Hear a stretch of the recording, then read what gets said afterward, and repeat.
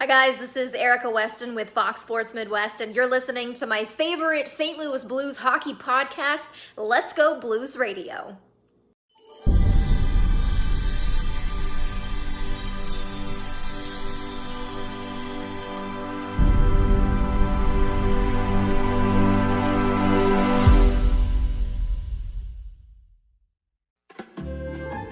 Support for Let's Go Blues Radio is brought to you in part by Manscaped, the very best in men's below-the-waist grooming. Oh my God. Get 20% off and free shipping with promo code LGB at manscaped.com. Look good, smell good, feel good with Manscaped.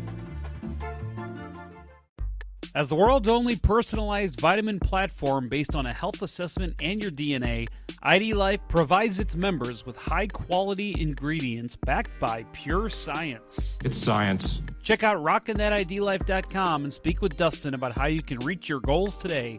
That's rockinthatidlife.com. Center Ice Brewery is a proud sponsor of Let's Go Blues Radio. Visit centericebrewery.com today to schedule a no-contact curbside pickup or make a reservation in their awesome tap room. That's Center Ice Brewery, located in Midtown St. Louis. Let's go Blues!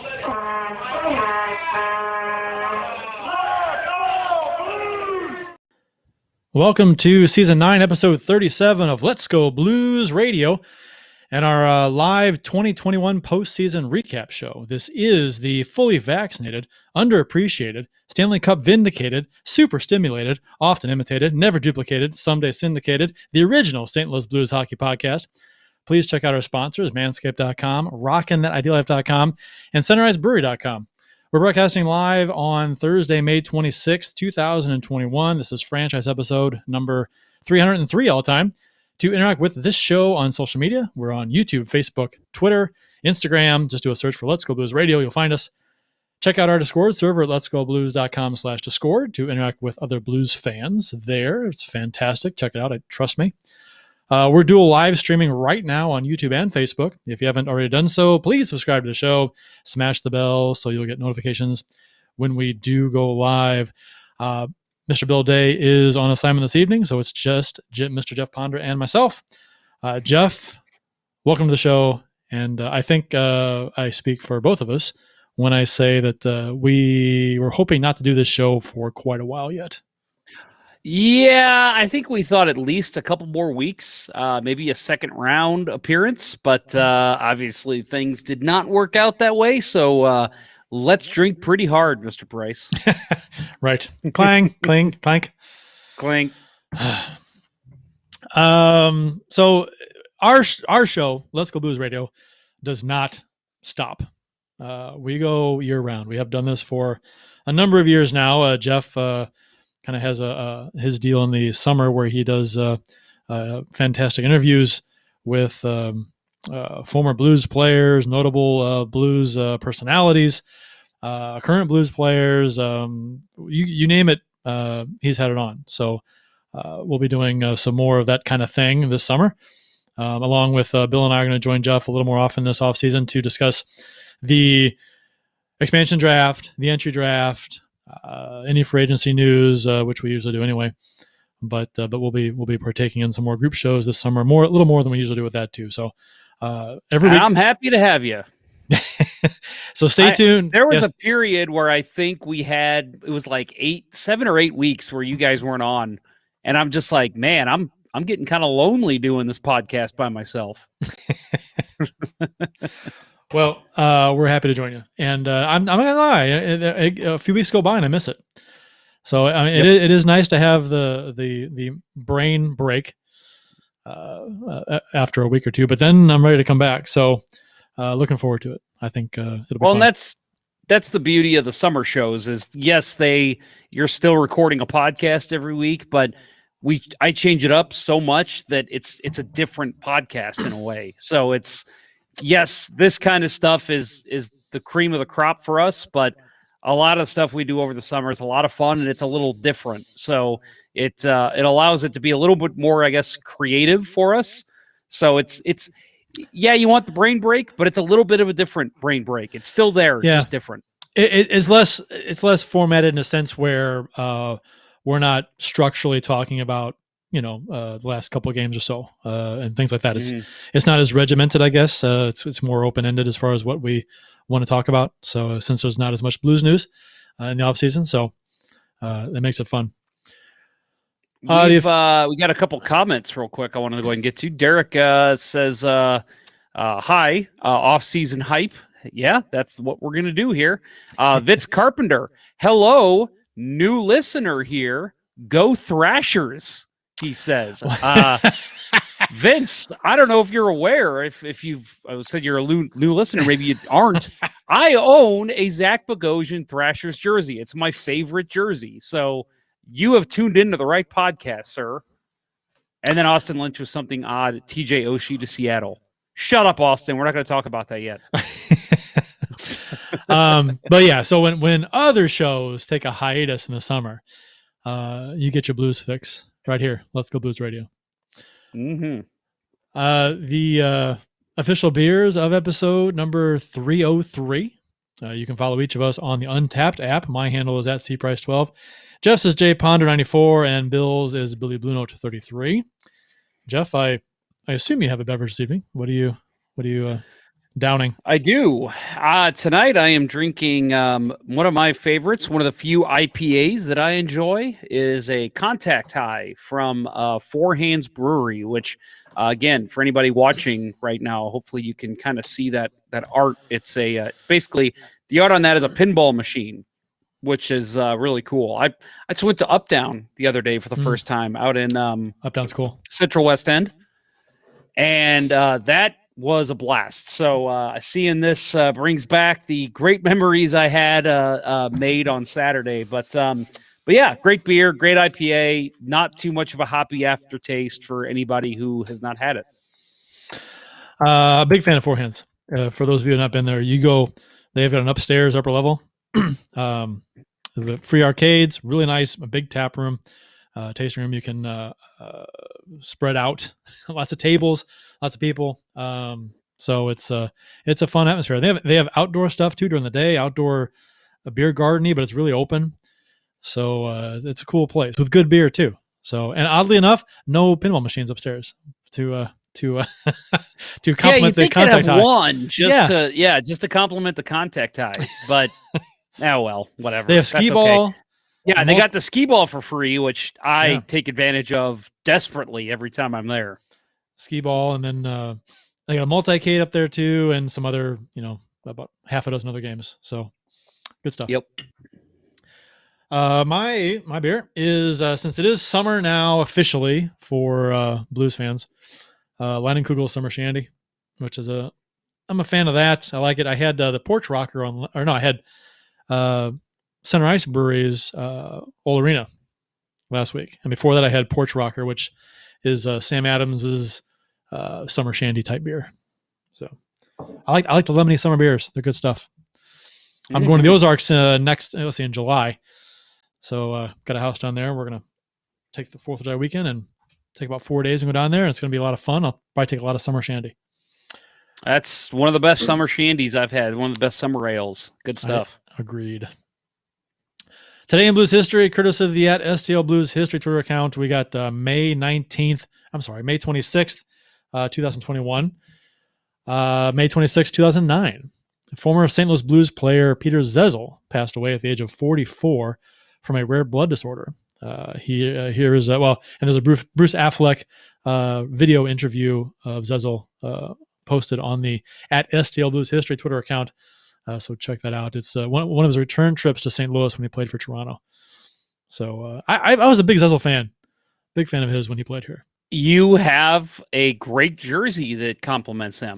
I'm do. surprised you're not wearing it tonight. I didn't grab Today in Blues history until right before we started, and I didn't think about it. I should have, but yeah, I have his character's jersey that he played in the movie Youngblood, which is Rossini, number 12. Which I got that for a number of reasons. I liked Zezel. My hockey number is number 12. Zezel was 12 in Youngblood, so it's a no-brainer for me to get 12 from Youngblood. All kinds of crossover there. So, and he actually isn't, and no speaking lines, but he's the one who takes the face-off at the very end, who lines up for the face-off, and then Dean comes over and says, "No, I got it," to face off against Racky. I don't think Racky was a center. Was Racky a center? Racky should have been taking the face off. No. It's all movie stage crap. That'd be like Carl Gunnarsson stepping in. Let me take this face off. Right. Racky was probably a stay-at-home. No, he scored a goal in the game. I think he was a forward. He was just a hard-nosed forward. Maybe not as wasn't, bad. Wasn't a center. Wasn't a center. No. So we will. We got a number of things on tap today. So let me pull up this here. Whoops. Got to build the stage. I messed up. There we go. Uh-oh. Yeah. Believe it or not, I did mess up. We'll get to Binnington versus Grubauer during the series and after, because we didn't. I mean, we touched on it with Binnington and Grubauer, but we didn't really talk about it. But then it got revisited by Grubauer and Colorado, some of the Colorado players after the series was over. So we'll talk about that a little bit after this close shave from our friends at Manscaped. Is there anything better than the fresh mowed grass at the ballpark on opening day? How about freshly groomed balls? Our sponsors at Manscaped, the global leaders in below-the-waist grooming, are here to help you strike out your bush for good. Talk about the ultimate utility man. Manscaped is like the Nolan Arenado of ball trimmers. It's time to keep your testes fresh and clean with the Perfect Package 3.0, which includes the Lawnmower 3.0 skin-safe electric trimmer, the Crop Preserver anti-chafing ball deodorant, the Crop Reviver spray-on toner for your balls made from soothing aloe and witch hazel extracts. Manscaped even threw in their shed travel bag to keep all your goodies stored comfortably. And speaking of comfort, the Manscaped anti-chafing boxer briefs are also included and will bring your boxer game to the next level. It's a whole new balls game, folks, and Manscaped is trusted by over 2 million men worldwide. Join the movement. Get 20% off and free shipping with promo code LGB at manscaped.com. That's 20% off with free shipping at manscaped.com and use promo code LGB. Baseball's back. Don't let your pubes get out of whack. Do not let your pubes get out of whack. Do you know what I just bought, Jeff? What'd you buy? I went on manscaped.com and I bought. They had a special going on. They had stuff marked down, so they had some stuff marked down, and But did you also insert a promo code? I did. On top of the already discount items they had, I used LGB as the promo code, and I got 20% more off. So I got myself. And did it give you free shipping too? Free shipping on top of that. What? You can't beat it. I mean, it's a deal on top of a deal on top of another deal. It's like the Big Mac. It's like the bread and a Big Mac of deals. I got 3 pairs of boxers, and I got some of the conditioner and the lotion. It's a good deal.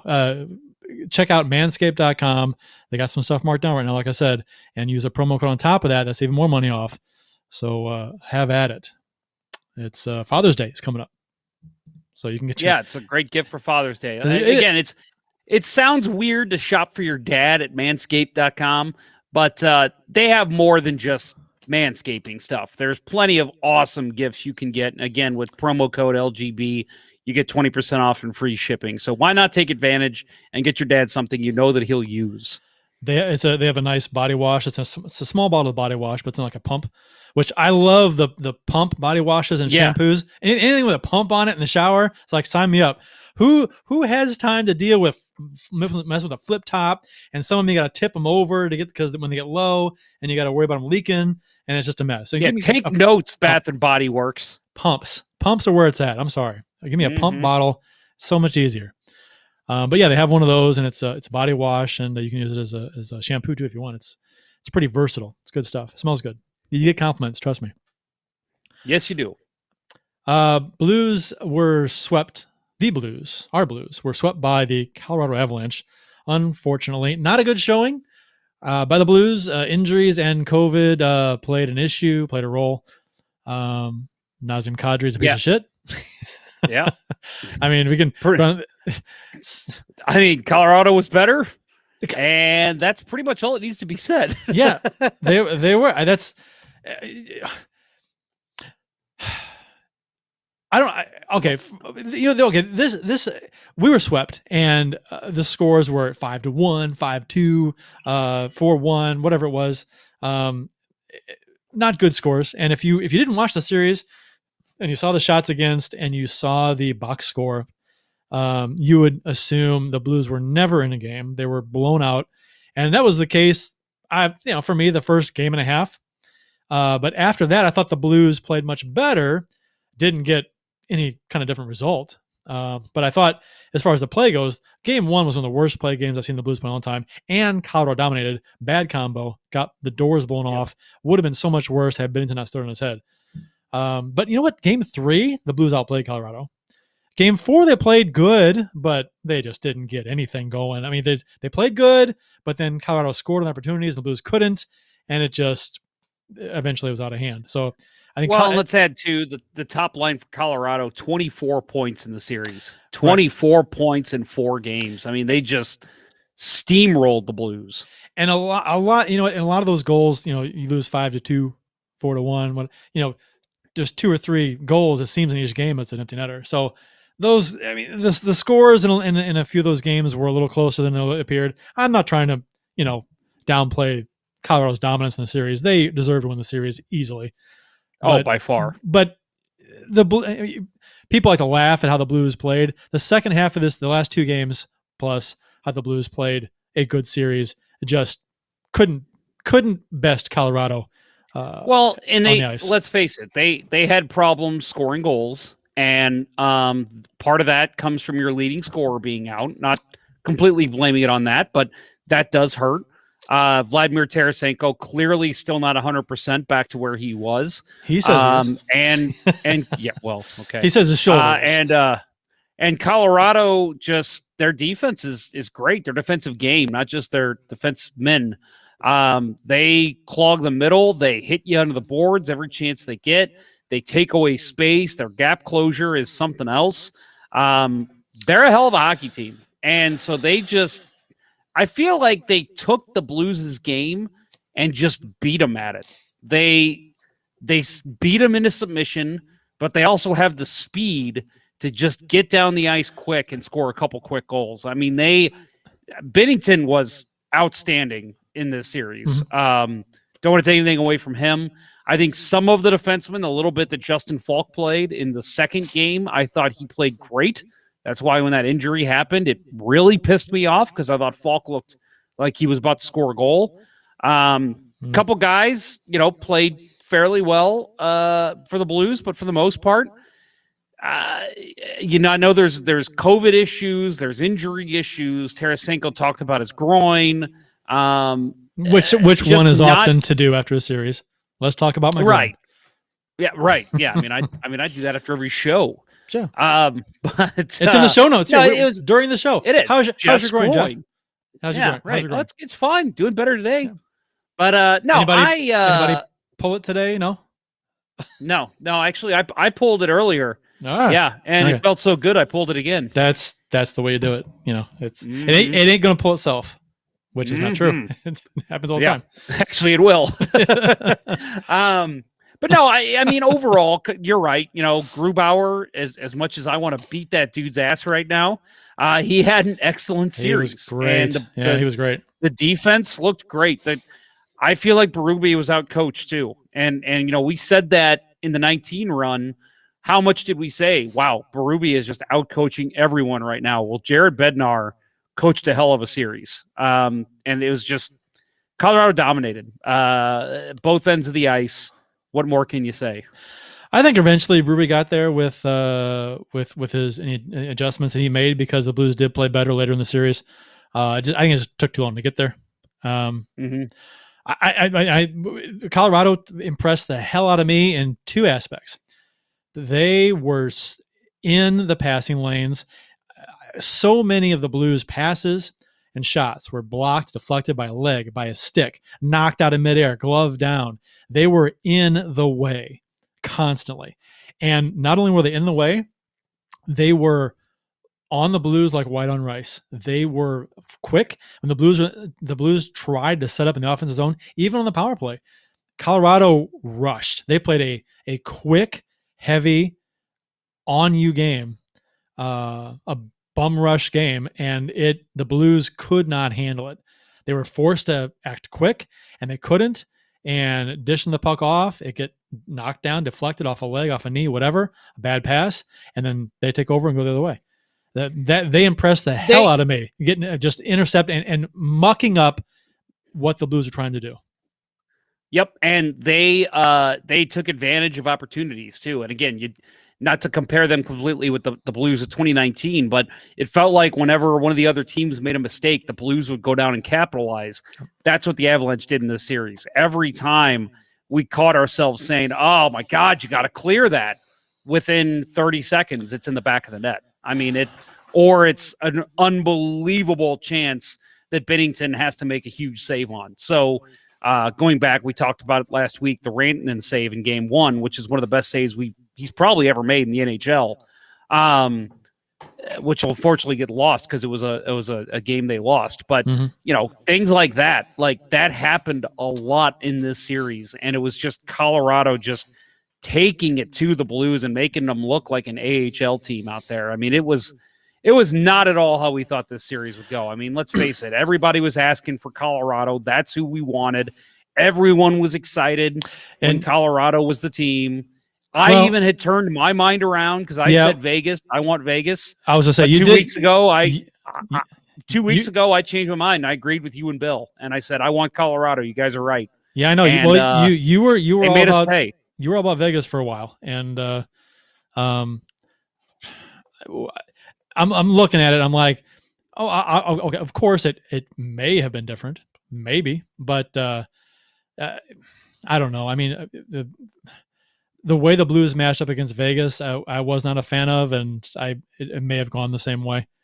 So for the Blues anyway. So I don't know. Well, I guess you get swept. It can't go much worse. So you might as well say, in hindsight, well, sure, let's play Vegas instead and see what happens. And the question obviously would be, if you could go back in time and you could, set things up differently. If the Blues played the same way, how do they fare against Vegas? And to me, maybe you squeak out one win. I just don't think the Blues brought it in the playoffs. And again, nothing against Colorado. It was a tale of two teams. It was Colorado playing great, the Blues really not playing also great in hindsight of looking at all 4 games. Sure. In a nutshell. But maybe they squeak out a win against Vegas. But if they play that way, and maybe Justin Falk doesn't get hurt, maybe they stretch it to game 5, and if David Perron can play, maybe you're talking about a whole different series against Vegas. But the way they looked against Colorado, they looked slow, they looked beaten. They're guys that are expected to score the big goals, the guys who did in 2019 and even in last year's playoffs, who challenged Vancouver more. They just didn't bring it in this series, unfortunately. And as much, Ryan O'Reilly, 3 assists on the series and was one of the better defensive players for the Blues.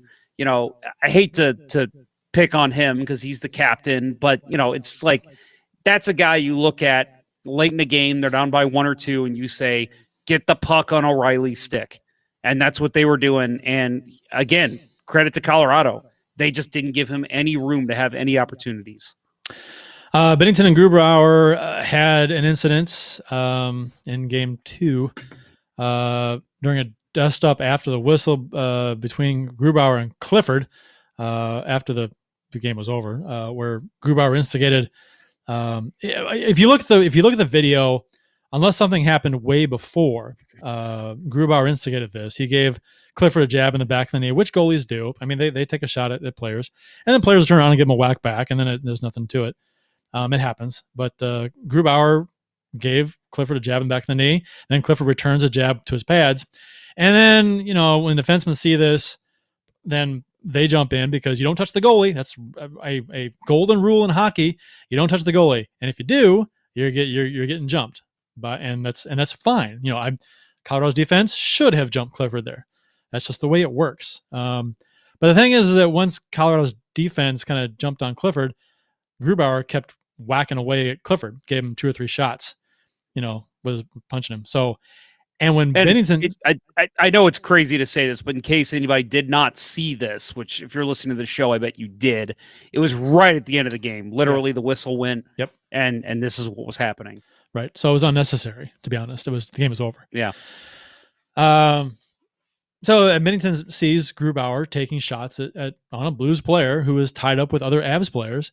So his job as a goalie, I don't give a fuck who says that this is not how it goes. This is the goalie code in hockey. If your guy is getting is in a tussle with someone and the goalie interferes with that and starts to double team, which is exactly what happened, then it's Binnington's responsibility to go down the ice and take the goalie, grab him off the pile, whatever. Usually it ends up in a fight. Doesn't happen that often, but you see goalie fights every once in a while, and it's amazing, right? That's just the way it works. And let's add too, real quick with this, that I remember years ago when Jake Allen was still the starter for the Blues. Say what you will about Jake, but he was a team guy. We heard that all through 2019. But he wasn't a guy who was. He wasn't a feisty guy. He wasn't a guy that like a Binnington, basically, or like a Belfour. But I do remember multiple times where the other goalie would be getting into it with Ryan Reeves or whoever, and then the other defense would jump on whoever it was that was messing with the goalie. And Jake Allen, at the very least, would skate to the red line and be ready to go down there and take the other goalie. Because like you said, that is the goalie code. It doesn't matter who you are, what type of person you are. If you see the other goalie just going to town on one of your teammates who is getting held by their defenseman or getting held back by the referee, whatever, the goalie's job is to skate down and take the other goalie, at least take him out of the play and push him into the corner and say no more. Right, because they're being outmanned. It's a third man in situation, so then you go help out. It's being a good teammate, sticking up for your teammates. So two officials intercept Binnington right before he gets to Grubauer, because the officials are right by Grubauer, because that's where the brouhaha is. And so Binnington goes down there, and so they grab Binnington before he gets to Grubauer, and they're saying, get off the ice. And they skate him away. And Binnington points his stick, and he's yelling, and Grubauer doesn't do a whole lot. He kind of doesn't really he barely comes out of his crease. So then social media explodes. Binnington, the people, if you're not a Blues fan, chances are you probably dislike Binnington. It's one of those deals. Which, by the way, I fucking love. Yeah. The reasons why they hate him, and it's not a Tom Wilson thing, because it's not a case where, oh, you like this dirty mother, he's a dirty player, cheap shot artist. No, Binnington's a smart ass, and basically a come at me, bro, kind of a guy. He likes to stir it up. He's not taking out people's knees or whatever, headshots, or giving people concussions like Tom Wilson. But so that's a different kind of hate. It should be anyway. But and he's got a fire like with this play. Yes, we talked about this is a goalie code thing, but at the same time, we've seen Binnington do this before. Sure. And he wants to get at the other goalie if he has another chance. And again, as a fan of the team that he's playing on, you love that. It's the other fans that hate him for it. What's one of the greatest moments in Blues history? Here comes Shovel Day, right? I mean, Curtis Joseph fights Shovel Day. It's a goalie fight. It's amazing. And I don't know who these people are today that see a goalie come down the ice and try to pull the other goalie off of who they're messing with, and so they can even things up and go goalie to goalie, and people get outraged. Oh, this is terrible. What's this guy trying to do? He's such a dirty player. Such a baby. What the fuck? This is awesome. Well, the hottest take that I saw that was just dead wrong, I mean, just flat out wrong, was, I think it was it the Avalanche broadcast team? Altitude? Is that what they're Altitude? Whatever it is. Yep. I don't know if it was them, but I know somebody, might have even been Sportsnet. I don't remember. Somebody, a big organization, tweeted out, "Name me a bigger sore loser than Jordan Binnington. We'll wait." And we're like, this has nothing to do with the loss. The loss. The Blues could have won that game. And I guarantee you the same thing happens with Clifford in front. Now, maybe you argue Clifford's not out there if the Blues won, but Clifford's out there. Same thing happens. Binnington's still going to skate his ass down there and defend his teammate. It had nothing to do with losing. No. That was one of the worst takes I saw. Yeah, the Blues could have been up 6-0, and that happens, and Binnington goes down there. It's not about losing at all. It has nothing to do with losing. I mean, you might be a little irritated because you've lost, but that has nothing to do with the code. I think it was Thomas Welch on from the Locked On Blues podcast. I think it was him who every time there was like any kind of unsportsmanlike, questionable for the rest of the playoffs while the Blues are in it, he would tweet the video out and say, "Name me a bigger sore loser than blank. I'll wait." And I'm like, yes, because that's a ridiculous take. Yeah. That's not what that was. People saying that, Binnington didn't really want to fight him. He skated right at the official on purpose so the official could grab him. He could have taken a different route if he really wanted to get a Grubauer. I was like, what's the different route? To go up the bench into the stands and come out the Zamboni door to get behind, and then that's exactly what he meant. Yeah. So you're skating down the ice. The officials see you coming. They're gonna stop, if they want to stop you, they're gonna stop you. And once they come to you, if you try and like throw them aside or peel off and push them away to get to Grubauer, you're getting suspended. You can't touch the referee. You can't push them aside to go fight somebody. That's a good way to get a fine. And let's add too, the quickest point or the quickest path is from A to B, right? I feel like he went A to B. Like he was slightly to the left of the goal, but for the most part, he probably skated a straight line. That's what goalies do. They don't weave in and out of the neutral zone as they're skating down. What's interesting about that comment though about he could have taken a different path. There's not a single video anywhere that's been public that has shown Binnington skating down the ice. He has no idea the path he took to get there at all. The only video that he might have already been on the bench. There's video of the official already engaging with Binnington. That's when the video switches over to Binnington, when the official's already got him. So he has no idea what path he took. It's stupid. My guess is the game ended because, like I said, the buzzer went, and then there was a hit in the corner. It involved Sanford, and Binnington. My guess, the way that he approached it from the left side of the net, right side, depending on what side you're looking at. My guess is he was already skating in the locker room, and then he poked his head up and looked and saw there was still shit going on, so he skated down. That's probably what happened. It wasn't, I better skate to the left so the referee stop me. No, I don't care who you are. I don't care if you're a huge pussy, you still aren't doing that. You're not skating to the referees. What hockey player does that? It's a ridiculous comment because they don't know the route he took. If you want to get nitpicky about this stupid thing, what route he took, you don't even know what route he took to say he should have taken a different route. So first you got to know what route he took before you can say, he should have taken a different one. Anyway, and I saw somebody argue with you, and I think I saw somebody else argue it elsewhere too, that maybe what he should have done was let the referee start to escort him off and then break away from them. Yeah, okay, that's a good idea. Go ahead and have your starting goalie suspended for game 2. That's a brilliant idea. Let's do that. Yeah. Terrible takes on this. Terrible. It's just people who don't understand they don't like the rough stuff. I don't know. It's just I don't get it. So after the series was over, this is when some of the Avs players, and Grubauer in particular, tweeted out, or actually was in an interview, I guess after the game 4.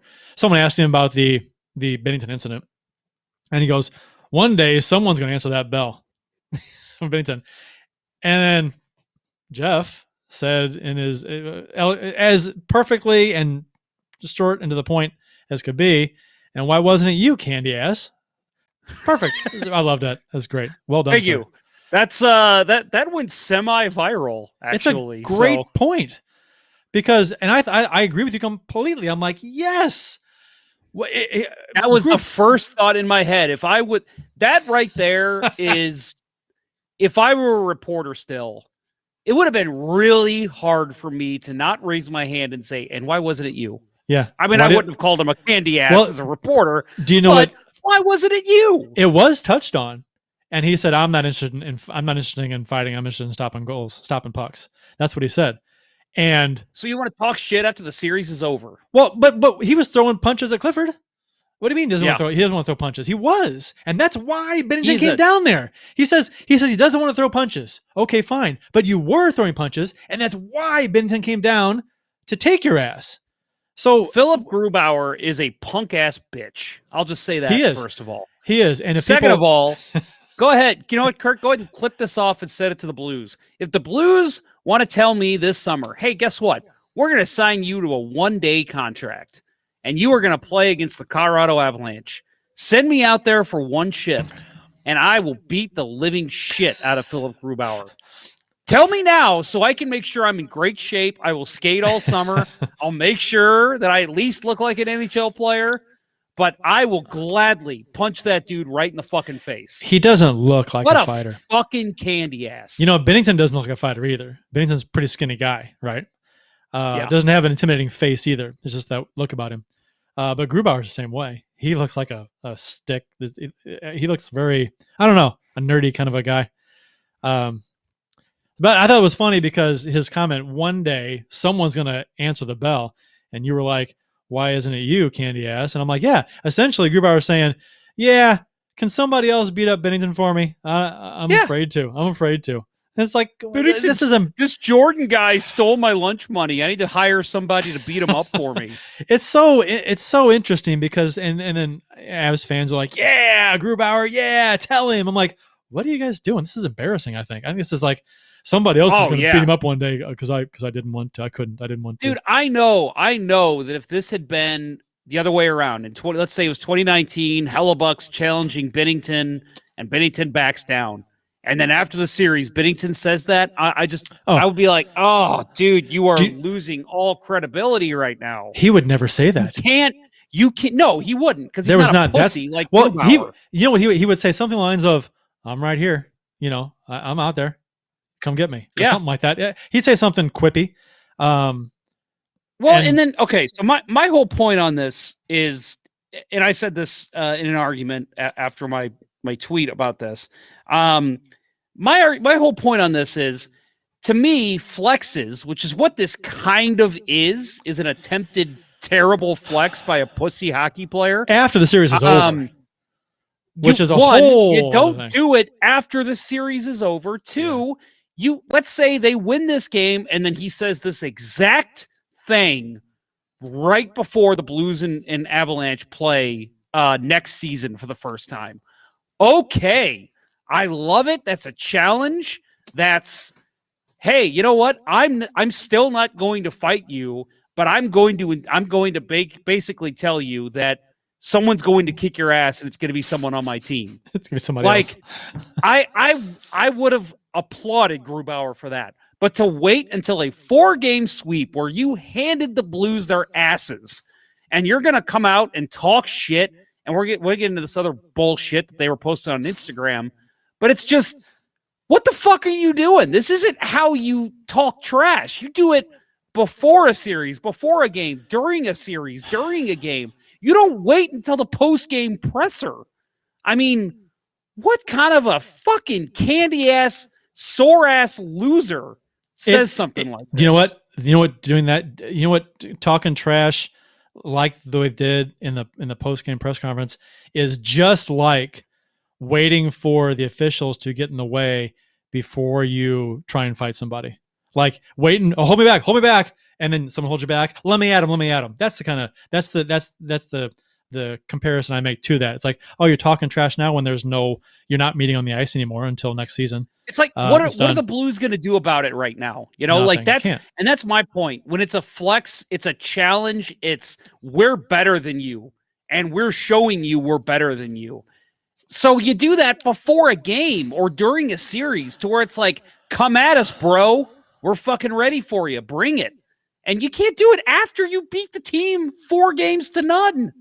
It's bullshit. It's being sore winners is what it is. You're not winning with dignity and grace. You know, you're ripping on Binnington for being a sore loser, but then you do this. You know, it's like come on. And the NESN article that was, you know, from, I guess, Bruins fans or a Bruin website, which, you know, still pissed about 2019. Oh, clearly. with this article. But this was posted yesterday by Logan Mullen at NASN.com. And this is a snippet from it. One day after the series ended, the harpoon launching did not cease, thanks to a well-executed shot by Avalanche goalie Philip Grubauer at the Blues netminder. Binnington, after surprising, and the Instagram tweet was Grubauer and Binnington kind of looking at each other. Binnington had skated down; they're right by Grubauer's crease, and the officials both have each goalie, and then Grubauer. The caption is memories from round one. Memories from round one, and just kind of, which I didn't have a big problem with, but then social media kind of takes off with it and just Grubauer tearing down Binnington. It's like, no. JT Comfer posted one too, and those were like, honestly, like those pissed me off. And sorry, I know we'll get to the article here, but those kind of pissed me off. But it pissed me off in a good way, if that makes sense. Like I saw those and I was like, fuck these guys. Oh yeah, let's build that rivalry. Yes. Let's fucking hate each other. Let's do it. And those were annoying, but it was in a good way. Like I want to fucking beat the Avalanche now. And let's get better in the offseason. Yeah, so let's get better and beat their asses next year. That was my take on the Instagram post, but it was the other shit that pissed me off. Yeah. The article goes on to say Binnington, after surprisingly leading the Blues to the Cup in 2019, has just been miserable in the playoffs lately. The 27-year-old has not won a playoff game since Game 7 of the 19 Cup final, going 0-9 with a woeful .875 save percentage. He was in net for all 4 games against the Avalanche, allowing 14 goals across 4 games with an .899 save percentage. And unfortunately for the Blues, they just signed Binnington to a 6-year, $36 million extension that won't kick in until next season. First off, and I know this is what everyone's thinking when they hear this, that Binnington was amazing in this series. His 899, throw the numbers out the window. This is a small sample size short series. You cannot do that. You got to watch the fucking games, because he was outstanding in this series. Probably he played better in this series than he did in the Cup run in 19, in my opinion. So numbers don't mean jack squat. Some people like to rattle off numbers. Some people like advanced stats. Bullshit. Watch the games. He was the Blues' best player in this series. So I'd like to see. I did see a chart. I think it was after the first 2 games of high danger scoring chances for and against for the Blues, and against it was, I mean, all right in the slot, right around the net. The Blues' best chances were on the perimeter, and it was just the Avalanche just poured it on Binnington. I mean, he faced, what was it, 75? He made what? It was like 75 shots against in the first 2 games. I mean, it was insane. Yeah, he was great, and I don't know what else to say, but just, if you watch the games, you get it. If you didn't watch them, if you're reading the box scores, you have no clue, not a clue. Don't be a box score reader. Watch the games, okay? Oh, and this guy, I'm sure he's just jacking off to the fact that the Bruins just beat the Capitals. But guess what? That's one round, buddy. You mentioned that Game 7 of the 2019 Cup Final was the last game he won. That was a pretty big game, if I remember. So I'm thinking that's why this article was fucking posted. Because, my God, what a bunch of sour grapes. Good God, dude. Unfortunately for the Blues, they just signed Binnington.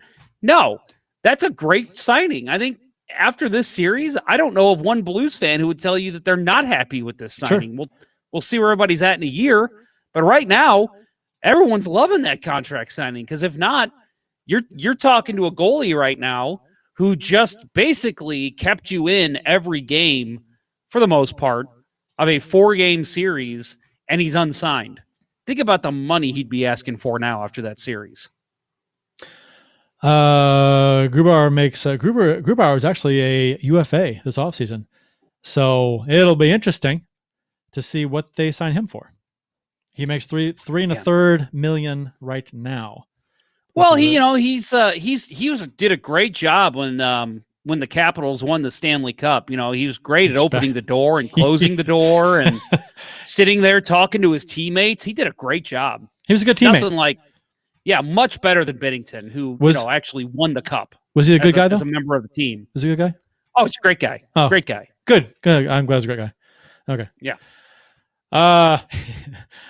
We got some COVID news to talk about with the Blues, and we'll do a kind of a brief end of the season report card kind of deal after this word from our friends at ID Life. Hey, you. Yeah, you. Put that energy drink down. Don't you know that common energy drinks contain high levels of caffeine and other harmful ingredients that can lead to increased blood pressure and heart rhythm disturbances? Finding that energy you need for everyday activities doesn't need to put your health at risk. ID Life's energy formula doesn't use artificial ingredients or a massive dose of caffeine. Energy's caffeine levels are released slowly over time, allowing for longer periods of energy without crash, not to mention keeping your heart safe. Energy also includes neurotransmitters for mood, focus, memory, and cognitive function. ID Life also added antioxidants associated with brain health for no reason besides perfection. With RockinThatIDLife.com, you can get an energy boost and leave the heart risk behind. Text Dustin at 636-393-8745 or visit RockinThatIDLife.com and throw those gas station energy drinks in the garbage. That's 636-393-8745 and RockinThatIDLife.com and tell Dustin that Let's Go Blues Radio sent you. Do you care if I share your message that you sent me? Go right ahead. Because and Jeff brought up a great point. He goes, I haven't been this pissed at a player since the Red Wings years. Fuck Grubauer. I'm like, yeah, I'm with you, because this kind of shit is just pansy ass stuff. It's just, it is. I mean, it's so comical in a piss you off kind of way. And I'm telling you, I hope Blues Nation is as amped up for the next season, the Colorado Blues games next season, as I know we're going to be, because this shit will carry over for us for sure. And I hope. Oh, I want a fucking bloodbath. I want to see. I think I said this last week, or no, actually I didn't. I'm going to say it now. I want the Blues to go out, and I mentioned me. I'm a nobody. Go out to the ECHL, the AHL, wherever you need to go. Europe. Find the biggest, baddest, strongest motherfucker out there who could just throw a couple punches. Sign him, play him for one game against the Avalanche, and just have him line up Nazem Kadri. That's what this team needs. I want to see somebody just destroy him. You know, Kadri is going to get his. Oh yeah. Well, you would hope. I mean, there have been times where the Blues didn't answer the bell against someone like, I don't know, Mark Stone, who they should have. They should have. There should have been retribution besides Falk's fight that wasn't much. That's not enough. I don't care. So there was not retribution for that. So hopefully we don't get this line of bull next season. Well, that was last year. That's this year. We're trying to move on. Bullshit. No, there will be no moving on. Couple comments we should probably get to here. We got Derek also commenting here. He says Binnington wants an A on his jersey. That'd be awesome. Maybe he could do what Luongo did. Luongo had the C on his chin. Because you cannot. He could put an A. A goalie cannot be a captain. Yeah, unfortunately, which I get, actually 100%. But Brandon Thomas says, maybe a crappy opinion, but not like the Blues would come back with much physicality, even if what he said was during the series. I don't know. I kind of disagree. I think Clifford or even Binnington shows up to make him shut his yap. So maybe I'm actually or Shen. It's tough with a goalie, because if you do take, if you do take liberties with the goalie, that's already a no-no. So you got to cross a line just to engage, right? So it's tougher with a goalie. I can see a lot of incidental stuff happening, especially with a healthy Perron floating around the net, which he loves to be a little shit disturber. Not as much as he used to, but still. As AJ Strong points out, and I was going to say this, that right now it is 1-0 in favor of the Minnesota Wild. So trying to stay alive. That could still be going 7 games. That would be interesting. But let's see. So then Vegas AJ has Strong trouble. says, Vegas has trouble with Minnesota. We said they that. do. They have a hard time. AJ with Strong, by the way, from Teal Town, USA, the best Sharks podcast out there. them. The only Sharks fan. podcast, as far as I'm concerned. The only one. Well, I think there is one other, but no, No, as they're far the as I'm best. concerned. As far as I'm concerned. Okay. It's the only The one. only. Yeah. I'll go with that. Sharks fans be like 899 save percentage. That would be great. Might be our comment of the show right there. It's like criticizing a goalie for having an 8.50 save percentage in one game. Where you allow 3 goals on 20 shots or whatever the percentage turns out to be. You got swept. You got swept and your team didn't score goals. You're going to have bad numbers. And it's going to happen. Yeah, and like you said, high danger scoring chances is it's such a small sample size. Over the course of the entire season, okay, numbers kind of pan out to how goalies tend to be, but 3 or 4 games, no, fuck that. Yeah. AJ Strong, one more comment, and he might be right here. He says, like the days of Nolan's Sharks versus Pronger's Blues. That might be the last player that I was this mad at. But again, I will add, the reason I was mad at Owen Nolan was because he made the Blues pay on the rink, both physically and on the scoreboard. So, of course, I'm going to be pissed at that guy, but it's all for the right reasons. Grubauer, I'm pissed at because he's a fucking pussy. Hitting Nolan was kind of a parallel to me when I would hate some of the Red Wings players. It's not that they did anything apparently, off the books dirty or whatnot, but it was just that they just were it happened to piss me off because they were good, scoring big goals and at the wrong time against us. So, although with the Blues and the Sharks beat us, we beat them, it was a back and forth kind of a thing too. So, and with the last 4 series we played, I want to say we split, right? They beat us, we beat them. They beat us, we beat them. It was 2001. And then let's see. Yep. They won 2000. We won 2001. They won 03 or 04 or whatever year that was. And then Blues won let's see, what was that? That was 12.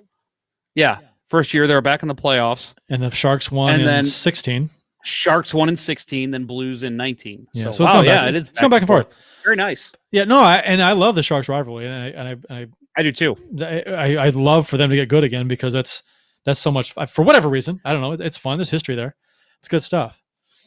So we can actually trash talk with the Teal Town a little bit more. It's kind of, I don't know, you kick somebody when they're down. Your team's struggling. It's no fun to hate on a team when they're struggling. You want to hate on them when they're good. They get the rivalry, right? Yeah. It's strictly in sports terms. You want to beat the team that's good. So if you're good, trash talking a team that's not as good is kind of like, that's not as fun. And that's this season too. The Blues did not have a great season. So, I mean, we're not exactly amazing right now. Right. COVID news, Perron, Walker, and Wallman, 3 Blues players who tested positive for COVID prior to the playoffs, had all been vaccinated. That came out, yesterday? So Adrian Dater, a Colorado writer, erroneously suggested otherwise based on no information whatsoever, and was critical of the Blues players for not getting vaccinated. He assumed, and when you assume, you make an ass out of you and pretty much you. To my knowledge, we mentioned this. I was going to say we mentioned this idiot last week. He's basically trying to think of a good comparison. He's a disgraced journalist. Let's just say that. He's done some stupid shit in the past. He's not well liked. And I'm not just out for blood in this episode. It sounds like I am. But Adrian Dater is everything that I am against in terms of journalism. He makes shit up. He's a clown on social media because he's doesn't respect women. He doesn't respect anybody else but himself. Yeah, that's right. We did talk about him. Not a fan because we mentioned him trying to get picks from a Blues fan on Twitter. Yeah, he's everything that's wrong with journalism. He's a douche. He's a nobody. Douche. Yep. And to my knowledge, he has not posted a retraction for any of his comments about the Blues as far as not taking the vaccine, or an apology for his stupid comments, which I mean, I was thinking of a better word than stupid, but stupid is just pretty accurate. It's a stupid comment. Mm-hmm. Okay. So our end of the season. Well, real quick. Yep. I want to talk a little bit about David Perron. Oh, yeah. Did he not just see? Did you watch the conference yesterday? No. I read some. So he seemed just out of sorts. I mean, and that's why I have really come to truly love David Perron as a hockey player and as a person, really. The guy just looked just beat up because and he wasn't even part of the series. The reason he was beat up was because he couldn't play in the series. And I think it really, really upset him. And I love that compete. I love that drive in players. And I mean, I hope David Perron, he's had his stints away from St. Louis. There was a lot of talk about, well, we'll get into that in a little bit, but I just hope he's here the rest of his career because that conference, man, it just made me say, man, that guy's a true blue. I love everything about that guy. Yeah, and I think most, if not all, the Blues Nation's on board with that because it's crazy how far Perron has come since his early days here, his first stint here. Because even when he was brought back this last time, when they first brought him back, when it was announced, I was like, oh, this is our splash. Where we got Perron and Bozak, huh? Well, all right. Yeah. I mean, it wasn't a thrilling day until we got O'Reilly. Then all of a sudden, O'Reilly, Perron, and Bozak. What? Okay, now we're talking. Well, because the other rumor was, they're going to sign Paul Stastny again. So it was like they're going to sign Perron and Stastny. That's going to be their answer. Bring back the old guys who didn't get it done. So yeah. It definitely had a different turnaround than we expected. And then when you heard Bozak's contract, it's like, ooh, that's high. That's a little high. Yeah. It's like, oh my gosh, we signed two guys that we had one before. I mean, it was fine, but it wasn't. I was impressed by Perron's. But he was always like a liability, a frustrating player. He put up some points, but also take some penalties. So, and then Bozak's salary, it's like, oh, what are we doing? Yeah. But no, then O'Reilly happened and it all changed. So.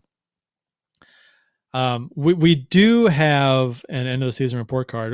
Jeremy Rutherford did one for The Athletic. If you haven't subscribed to The Athletic, if you have subscribed, go check this out. It's a great breakdown of his report card. So, and I wanted to do one for us to go down and we can kind of give the players some grades real quick as far as how we feel they did. And some of them, maybe surprising, some not. I know some of Jeremy's his is like, I agree with so many of them. Disagree with some others.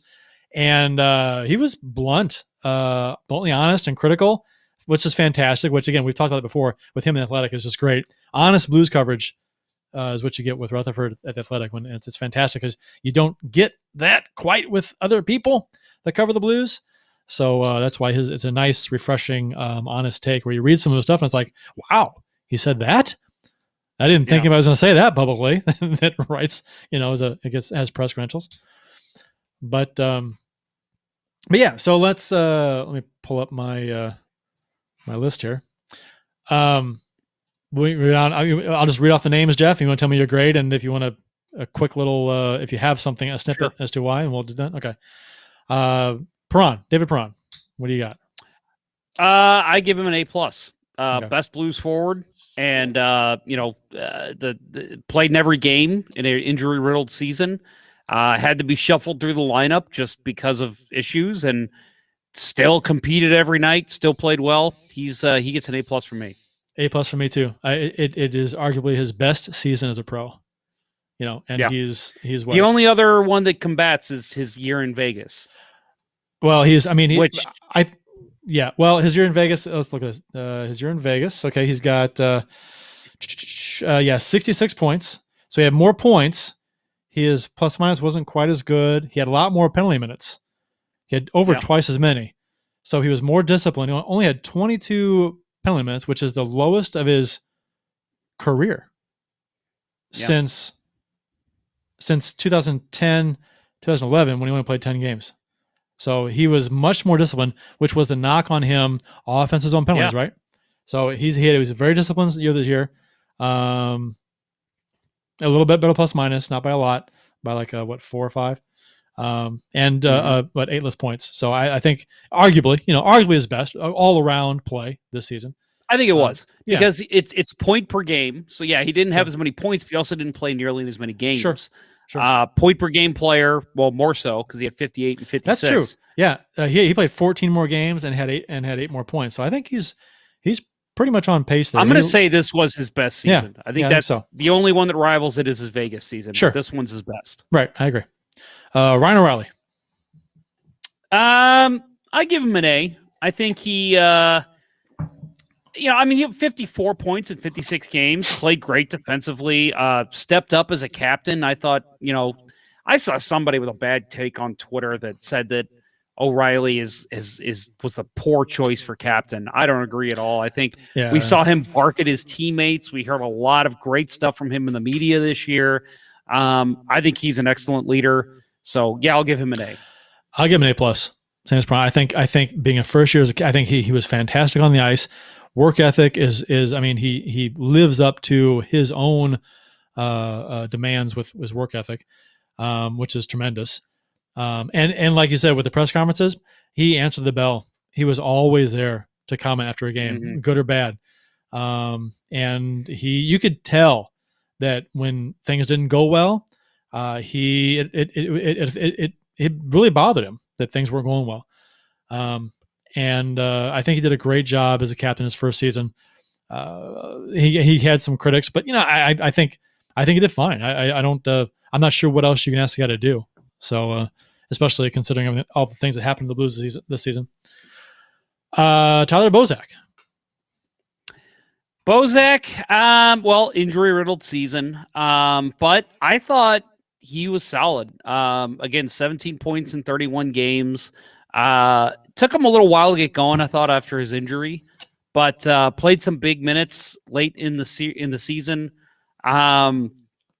We'll talk about him, I'm sure, through a couple more episodes here. But man, I don't know. I'll give him a B-. Okay, I think I give him a solid B. So I was fine with Bozak. I like Bozak. I don't think. We can talk about this in a little bit. I don't think he's coming back. Unless he takes less, but if the Blues want to get faster, younger, he's not it. He's, what is he, 36, I think? Where's Bozak? Bozak, he is 34. 35. 34.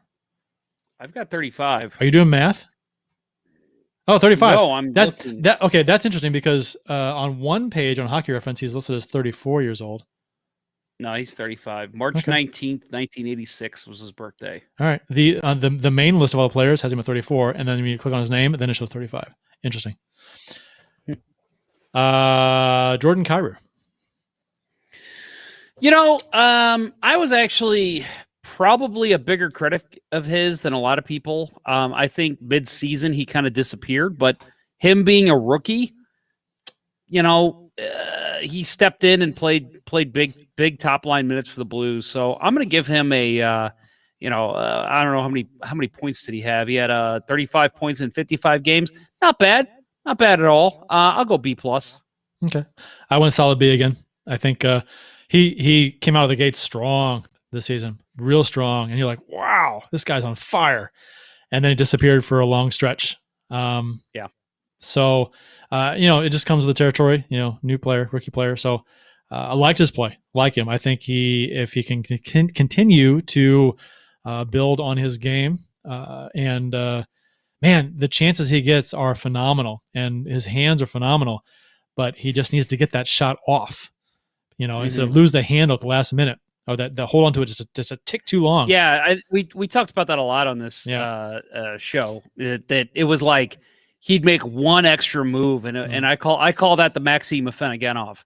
I thought Afinogenov was a guy that could have put up 50 goals in the NHL, and I'm not elaborating, But the problem was he would come in, he'd have a chance to score, and then he'd make one extra move, give the goalie time, give the defenseman time, and then they would stop him. And I feel like that's kind of what Kyrou did this season, maybe not to the same extent.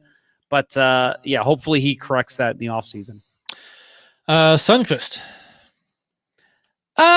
Not a lot from Sundqvist this year. How many games did he have? 28. He had 28 games. 28 games, yeah. I mean, he played Half a fine. season. I'll give Sundqvist, again, short season for him, 9 points, -6. I'll give him a B-, C+, somewhere in there. I gave him a solid B. I'm like trending solid Bs right now. Yeah. I mean, what's not to like about Sundqvist? He's a solid player. And I think he played another solid season, and I think his absence was noticed with this team. So yes, I think, but I'll give him a B. Mike Hoffman. This will be a good one. Hoffman's an interesting one, right? I think Hoffman. It wouldn't surprise me for a wide range. You can make an argument for a wide range of grades on him, I think. Yeah. I'm going to just go solid C on Hoffman, just because, and we can get into, we've talked about on the show, maybe he was underutilized, maybe he wasn't being used correctly, whatever. But just judging by the end result, what we saw, from Mike Hoffman this year, I'm going to give him a solid C. I thought he turned it on. I mean, if you talk about the first half, I give him an F. You talk about the second half, I give him an A. So I think I just got to meet in the middle and say C.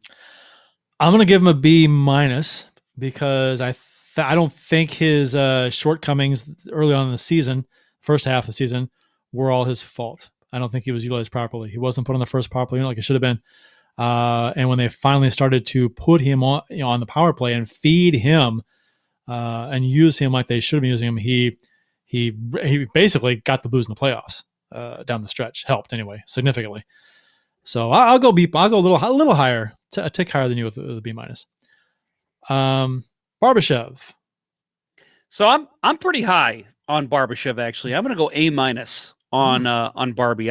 He didn't put up a ton of points again. He was used a lot as a third line center more this year, I think, because of injuries, behind Shen and O'Reilly and even Bozak at times. But he was asked to step into different roles many times this year. And again, maybe he didn't put up the points, but I thought he still played solid. So A- for Ivan Barbashev. I am going C for Barbashev.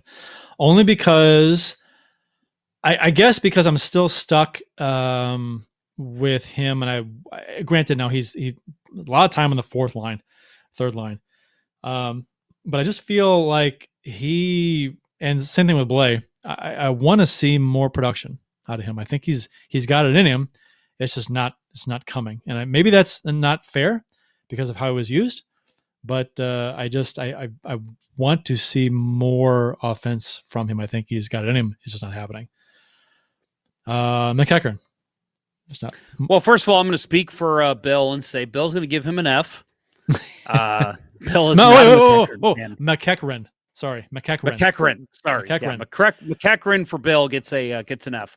For me, I give him a solid C. I thought he was fine. Again, nothing too exciting. I know in Rutherford's article, he had mentioned that you kind of wanted him to step up this year if he could have stayed healthy with all the injuries, but unfortunately it got him too. And that's exactly right. So when he was in the lineup, he had a couple bad games, but I thought he had some pretty solid board play. I'm going to go C. I did C too. I was like, I mean, he was a body. I honestly, it's really hard to think of a lot of positives he had or a lot of negatives he had. It's just kind of like he was there, filling spots. I see. De La Rose. When he played, I thought he played better than he has. So I'll go B-. Okay. I did C+. So we're about the same. Braden Shen. He started off gangbusters. I think he had a big first game there against the Avalanche that everyone was so excited about. And then he kind of had he's kind of a streaky guy. So I'm going to go a C- on Shen. I'd like to see more from him. Now, I guess he gets a little bit of a bump because he is quite the team leader. He's a guy who will fight when you need him to. He'll defend his teammates. I love that about him. But overall, production is what you want him there for. And I just don't think he brought enough of that. So I'll go C-. I agree with you. I went with a C. I wanted to see more from him too. His points were down a little this year. So that's... And again, a lot of this stuff is, across the board down. Like a lot of the players had points that were below the norm just because, and that's reflective of how the team performed this year as mostly. Sammy Blais. Sammy Blais, man, so he started off not even in the lineup. So it's hard for me to give him a bad score because he did have to work his way back into the lineup. But again, with injuries, you're going to see time. It's going to happen. He was okay. I'll go C-. I did C- as well. Again, same boat as Barbashev. I think he has the ability, Blais does, to put up a lot more points. I think he has the skill, far more skill than Sanford, I think. So if you're going to bump a guy up in the lineup, I'd rather see Blais go up than Sanford, I think. I just think he's got that skill in him. Agree. But then again, I mean, he hits. So, I mean, if your top three lines are stacked, Blais all of a sudden becomes a really good fourth line player who can score. So if you can build a fourth line with Blais on it, that's fantastic because you can get scoring from your fourth line. But it'd be nice if he could find that a little bit more. What has he got? His points this season were 15, he had 15 and 36. Yeah, 15 and 36, and let's see how that compares to previous seasons. 15 and 36, and last year was 13 and 40. So about the same. A little tick higher, but again, I see more skill on the ice than he's delivering. So it's almost like he's due for a breakout season for me in a way, where he could put up, 40 points in a season, maybe 35. Be kind of nice. Yeah. So I don't know. I hope he has that in him. Robert Thomas. So we're going to talk about Thomas here in a minute, but man, I did not like his season this year. I know he had injuries. He had two separate. He had the thumb and the shoulder, I believe, right? But it just didn't see enough production from him as a guy who, what's his third season now? He's already a cup winner, but you expect him to grow and grow and grow, and eventually he'll be that top six guy you want from him. But he had some great moments. I remember he made a ridiculous pass. I think it was in the first game against Colorado that led to a goal. But just not enough from him. 12 points in 33 games. We need more from Robert Thomas at this point in his career. I'm going to give him a D, flat out D.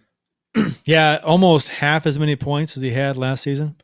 And well, I mean, when you factor it out too, he played half as many games as last year exactly, and he had a fourth the points. So if you double his games played to match the games played from last year, he doubled his points. He had about half the points. So he fell off a little bit. But again, his situation, I think, had a lot. He wasn't healthy at all. I think Armstrong pretty much said that in the press conference he had the other day, or yesterday, where talked about Thomas, and it was like, or it was Brube. I think it was Brube. He said that he looks for. He hinted that Thomas was really struggling with injuries this year. So, and next year he looks for him to have a big season. So with that said, I'm going to be a little easier on Thomas just because of the injuries. I'm not going to, I guess in the end, some of these grades aren't the players' faults, but I'm grading him that way. So I don't think his performance was, all his fault. It's more of a injury thing that kind of held him back quite a bit. So I'll go C-. I didn't hit the D range with him. Kyle Clifford. I'm going to give him a solid C. He was pretty much exactly what I expected. Yep. I did C- with Clifford, so we're close. And I agree with you. When they used him the way, when they had him line up, he did what he was supposed to, I guess. I think fans might like to see him fight a little bit more, but that's kind of going away. Wishful thinking. Tarasenko. I'm going to give him a D-. And I would be an F if it wasn't for the fact that this guy is really battled his way back. You got to respect the drive, the perseverance of this guy. I would love nothing more than to see Vladimir Tarasenko turn it on and be that guy again. I just don't see it. I saw him shying away from contact. I didn't see, I know he's got his shoulder problems. It seems like his speed has declined, which is an issue for me because that has nothing to do with little to do with your shoulders. It's more about your feet. So I thought his speed was down. He was shying away from contact. He wasn't shooting when he first came back as well as he could have. Now, he did turn that on a little bit towards the end of the season and in the playoffs, but especially in the last game. But I'm gonna go D- on Tarasenko. I did D+. So we're not too far off. We both gave him a D. I know I said with Thomas that injuries factored into my grade with him. So I didn't give him a D because of that. Tarasenko's, he said his shoulder was 100%. So I'm going by what he's saying. He said his shoulder when he came back was 100%. And so he played in enough games this season to where a shoulder that's 100%, he should have been better. So you give him a half dozen games to get back into it, 10 games tops, and he should have been better. So how many games did he play this season? Tarasenko played 24? 24 games, yeah. So he should have, and he put up 14 points in 24 games. 4 goals. That's the big one. 4 goals. Yeah. That's where towards the end of the season, if he's going to be back at 100%, he's putting up more than 4 goals. Maybe it takes him a while to get going, but he didn't have that same spark we've seen in him. And he's getting ice time. Let's see, let's sort of hear average ice time. He gets, of the forwards, he's 4th in ice time. So he's getting some ice time. Perron was first. By the way, it is now 3-0 Minnesota, so we will see a Game 7 between those two teams. Yeah. Actually, hold on. Tarasenko was 2nd. No, I'm sorry. 1, 2, 3, 4, 5th in ice time. Sorry. 17.25 per game, average time on ice. So. And that's a knock on Berube for me. I think later in the season in the playoffs, you have to notice Vladimir Tarasenko is not the same guy. Give other guys a chance to put the puck on net. He spent a lot of time on the second line, so it makes sense that he's in that top 6 in minutes. But I would expect more of him because he said his shoulder was 100%, so he should have done more with that 100% shoulder, unless he's lying about it. He had a groin issue at the end of the season, which held him back in the playoffs. He was not the same player. Except for Game 4. Zack Sanford. Is it possible to give an F-? Yes, sure. Okay, F- it is. He's at like a 20%. What? Advanced stats will tell you Zack Sanford is one of the best left wingers in the NHL. He made me he made me turn against my own word. I have been a Zack Sanford apologist for 2 to 3 years now. I finally had enough this year. He had too many turnovers in the defensive zone.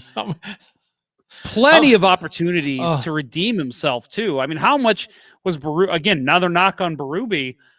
He kept putting him out there in defensive situations, and I kept thinking, okay, clearly Berube is seeing something that I'm not, and I'm going to start seeing it here soon, and it just never happened. So, no, Zack Sanford, you've got the worst score on the team, in my opinion. How many games in a row did he have was he on the ice for the game tying goal real late in the third or the game losing goal late in the third where he should have blocked a shot but didn't, or turned it over, a terrible turnover at the blue line? It happened like 3 or 4 games in a row where he was directly involved in a shit goal against late in the game, or almost like a turnover where they almost scored. That one game was against Minnesota, I think, where we almost lost the game because of Sanford, and then went down the ice and scored. That was, I think it was against Minnesota. So, yeah, Zack Sanford gets enough for me too. I loved Zack Sanford when we first got him. Me too. And I thought, oh, this guy's got some skill. He's got some growth. If he just continues to use this, no, he never went anywhere. So he's gotten worse. It's just I don't know. I'm not sure why Berube keeps playing him, but hopefully Costin comes in next year and impresses in camp and takes the. Hopefully Sanford's like gone, but we can pay Seattle to take him in the expansion draft. That'd be nice. Yeah. Or just trade him. Trade him for Michael. Yeah, there you go. Straight up. Yeah, straight up. Jaden Schwartz. Well, folks, you heard me bitch about him a couple episodes ago, so I won't go into too much detail here, but one thing I will take away from Jeremy Rutherford's article, he's 100% right. He said he had 8 goals this season, and 4 of them came in 2 games, meaning he scored in 6 of his 40 regular season games. That is not good enough. You're a top 6 forward. And I'm not even saying goals. I mean, maybe you say, okay, well, at least he racked up the assists. No, he didn't. He only had 13 assists, 21 points on the year. Not good enough. Chris Kerber said today, I think on 101.1, the Blues, what they need to, he said he feels like the Blues' biggest hole is top line left wing. And I 100% agree because Jaden Schwartz is not that. Jaden Schwartz gets an F for me, and I really, we'll talk about it later, really and truly hope that he's played his last game as a St. Louis Blue. Oof. Let me pull up his salary here. Schwartz made, where is he? Schwartz, 5.35 mil, and he is a UFA, so he can walk and sign elsewhere. Overpaid for that entire contract, in my opinion. Yeah, I mean, but man, is the contract not worth it for what he did against Winnipeg in the playoffs? No, 2019, playoff year. Oh. Hell yeah, he was phenomenal. And I will say, when it comes to 2019, I'm willing to deal with any overpaid contract. So I'm okay with it. But I'm just saying, overall, I think he was overpaid. Kelly's call when Schwartz tips out of midair. Schwartz! I don't believe it. Oh my God. One of the forgotten goals in the playoffs. And it was one of the biggest. One of the biggest. Yep. Basically won the series. I gave him a D. What'd you give him? What grade? I gave him an F. I gave him a D minus. I have a hard time giving Schwartz the same grade as Sanford.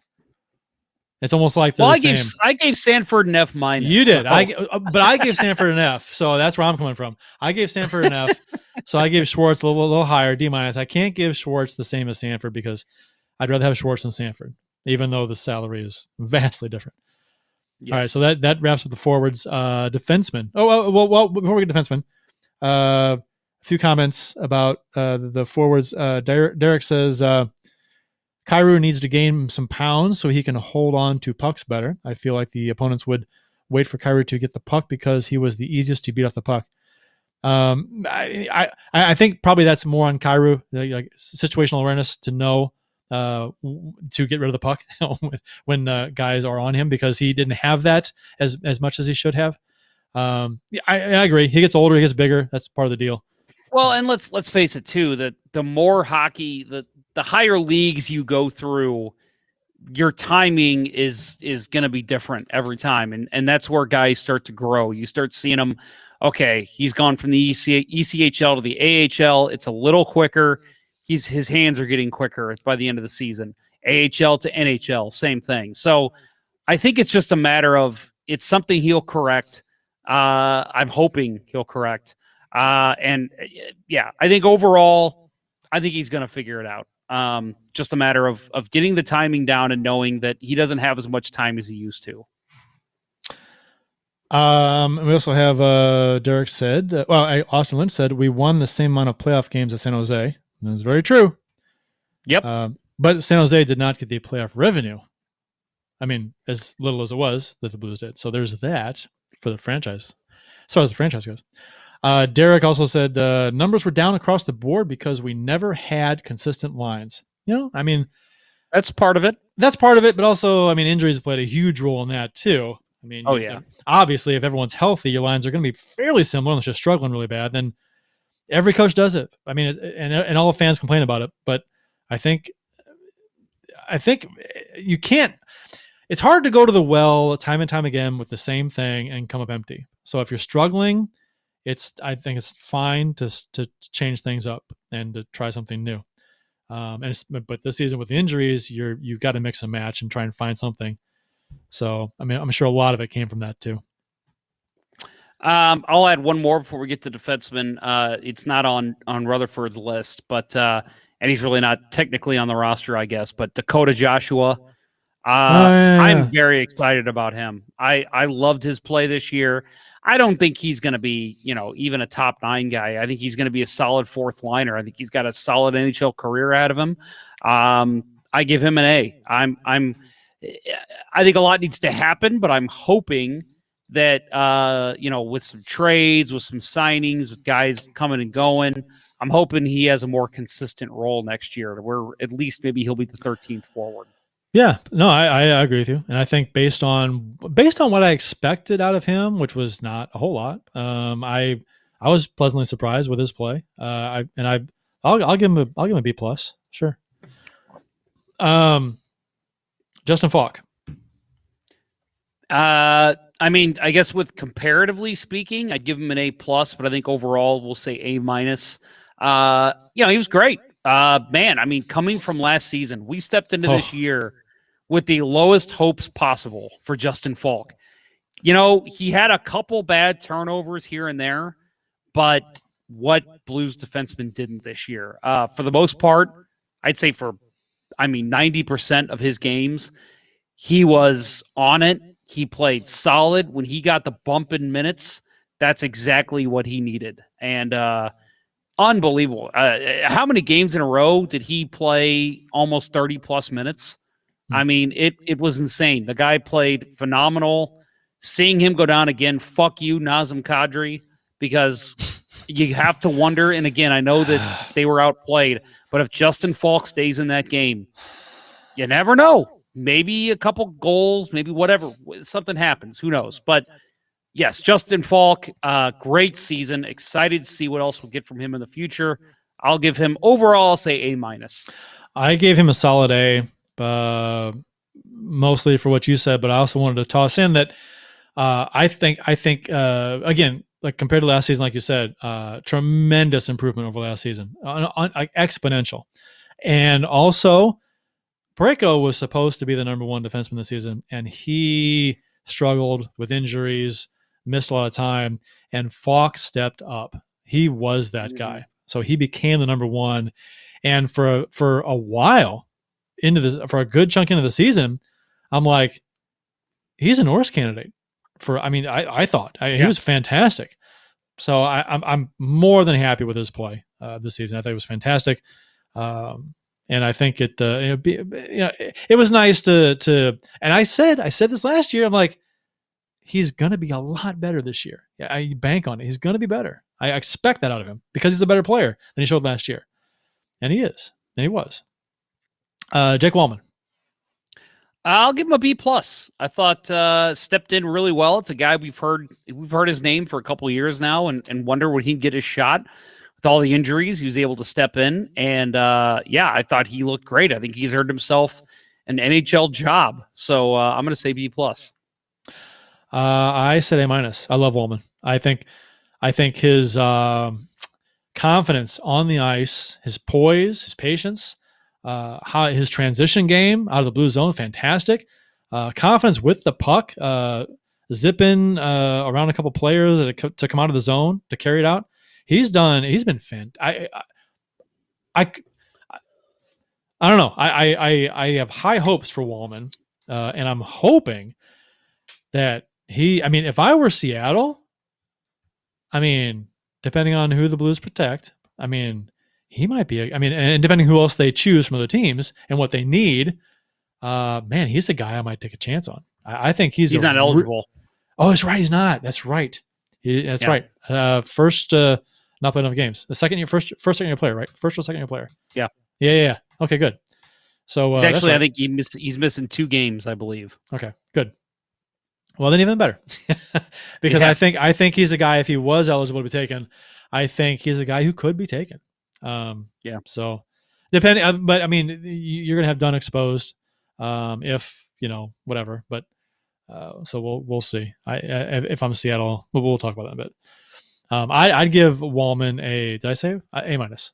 A minus. So, yeah. A minus. I like Wallman a lot. I think maybe I'm higher on him than some people, but I mean, if he continues to improve on his game from this year, he's going to be top 4 next year. I think he's going to be good. Gunnarsson. Hard to remember back to Gunnarsson. Yeah, I know, but, right? Did he play for us this year? 12 games played. Yeah, 12 games played. Probably seen his last days in St. Louis as his contract's up. But I'm going to go C minus. I thought, you could see that he had aged. I think last year he still had plenty to give the Blues, but he just looked a little slower this year before his injury. So, I'll go C minus on Carl Gunnarsson. They were saying his career might be over. We'll see. Yeah, 34. So. I mean, it might be done.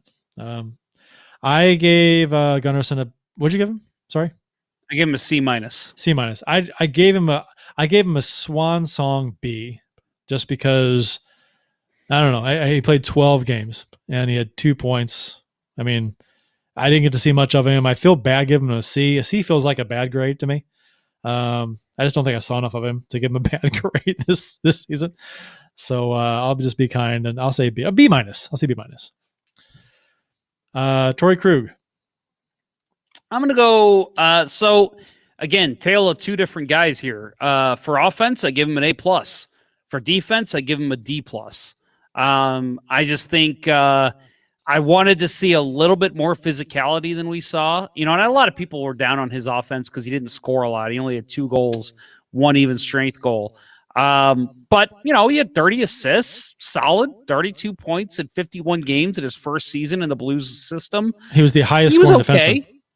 Yeah, he was fine. So I'm going to give him a C plus overall. I think there's room to improve for him next season in St. Louis, but I just think that defensively, and not that he was the worst defenseman on the ice for the Blues, because there was a lot of bad defense this year.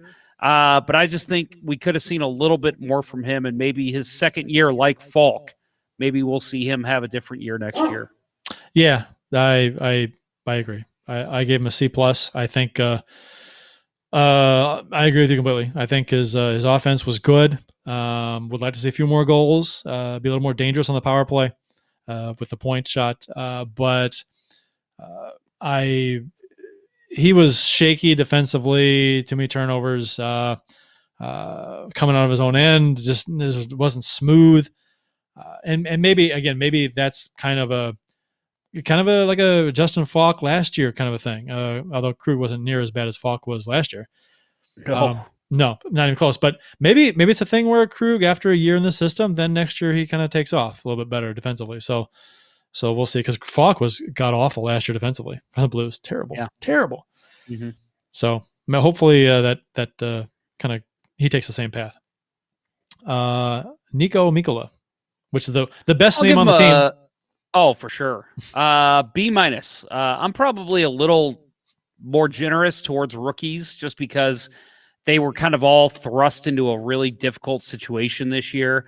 But I thought he stepped in and I liked his game last year when he played. So I think maybe he didn't really improve as well as you thought he might after seeing him play last year. But again, I said this about him. I think he's going to have a solid NHL career. I think of like a Carl Gunnarsson, a guy who's going to be around the NHL for a while and just contribute good defense, contribute offensively here and there. Liked his game overall, so B minus. I did B plus. I'm high on Mikkola. I liked him. I liked him when he was here before and played some games before. I like him now. I thought he played big. I thought he used his size well.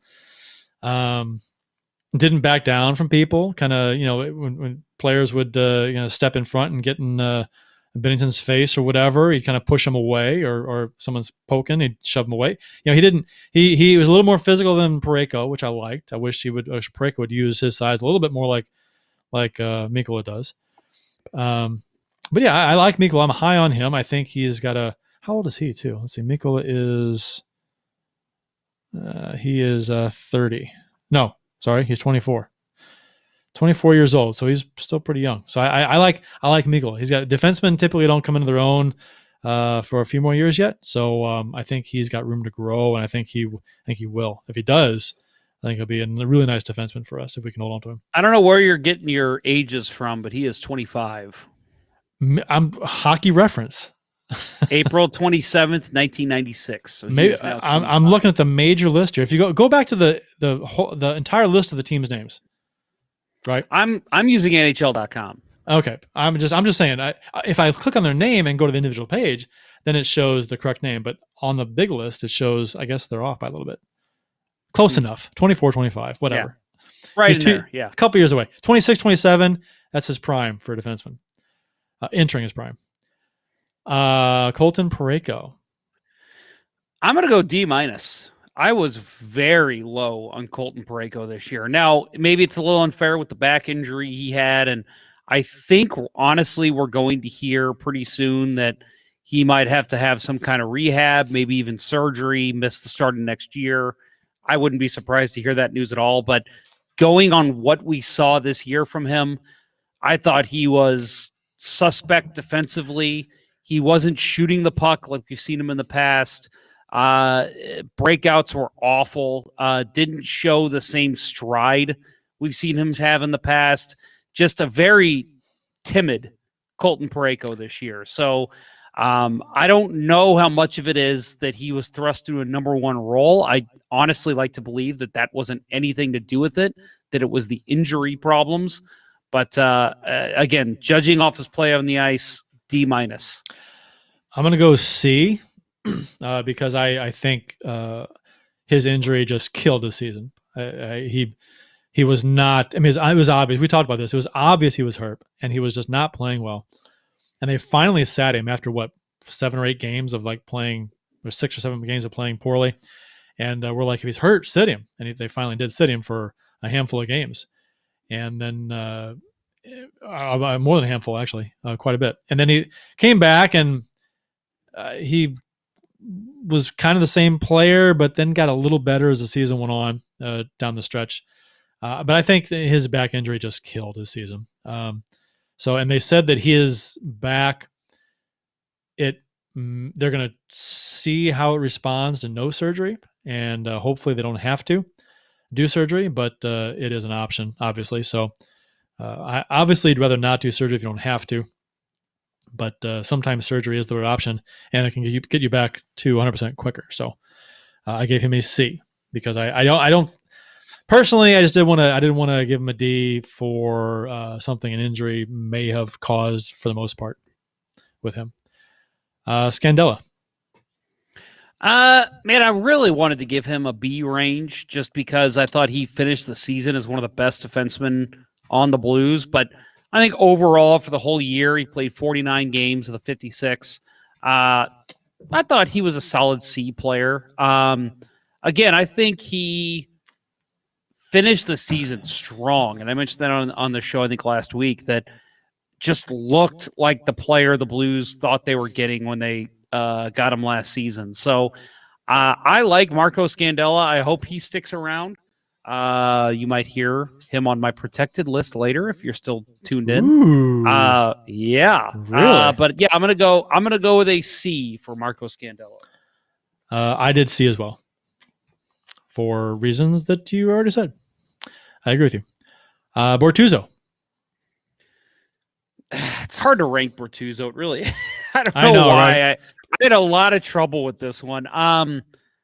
I not to give away anything from Rutherford's article, but he said D+ for Bortuzzo. I think I just need to agree. Just looking overall at the Blues' defensive play, it was very poor this year. Bortuzzo,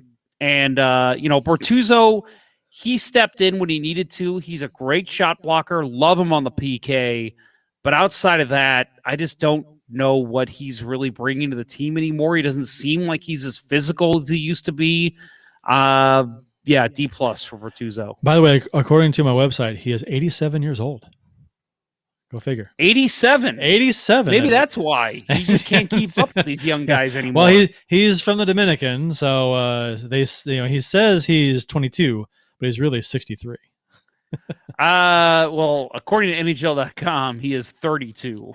Yeah, and my site says 31. And if I click on his name, I bet you it says 32. Let's see. Click on Bertuzzo's name. Open it up. I'll be darned, 32. There it is. Update your pages. Hockey Reference. My goodness. They got a wrong formula in there somewhere. They got a dash where there should be a M dash or something. It's like 6 months off or something. Vince Dunn. F. I did not like his game this year. And I know he had some injuries, which, a lot of, again, you can say that with almost anybody on this roster, but I don't think he's fit too well into the Berube system. I thought he was okay in the 19 playoffs, but I didn't like him last year. I didn't like him this year. I do think he's played his last game as a St. Louis Blue. I could see the Blues trying to move his contract. I'm going to give him a flat F. Not a fan of his game. I gave him a D- because, again, I'm not going to give him the same grade as Zack Sanford. So yeah, and I loved Vince Dunn. I do. I just think he had a bad season. And I do think, I don't think the Blues move on from him. Maybe they do. I don't know. We'll see. He's probably one of the most intriguing stories of the offseason. Him and Schwartz, as far as what the Blues are going to do, for me. So we'll see. I like Dunn. I love Dunn's upside. But man, he's got to get some more consistency in his game. Goalies. Any other comments here? Zack Sanford is the new Patrick Berglund. Yeah, kind of. Zack Stanford. Miko Sheehan says Zack Stanford is the new Patrick Berglund. Derek says I wouldn't mind if Falk got an A next year. Yeah. You'd have to take it from somebody. You can't take it unless one of them gets moved. You can't take it from Tarasenko if he's still here because he's already pissed about not getting a C. Yeah. So you take the A away, he's like, what the hell's going on? Yep. Goalies, Jordan Binnington. If I'm gonna factor in the playoffs, which I think you kind of have to, yeah, sure.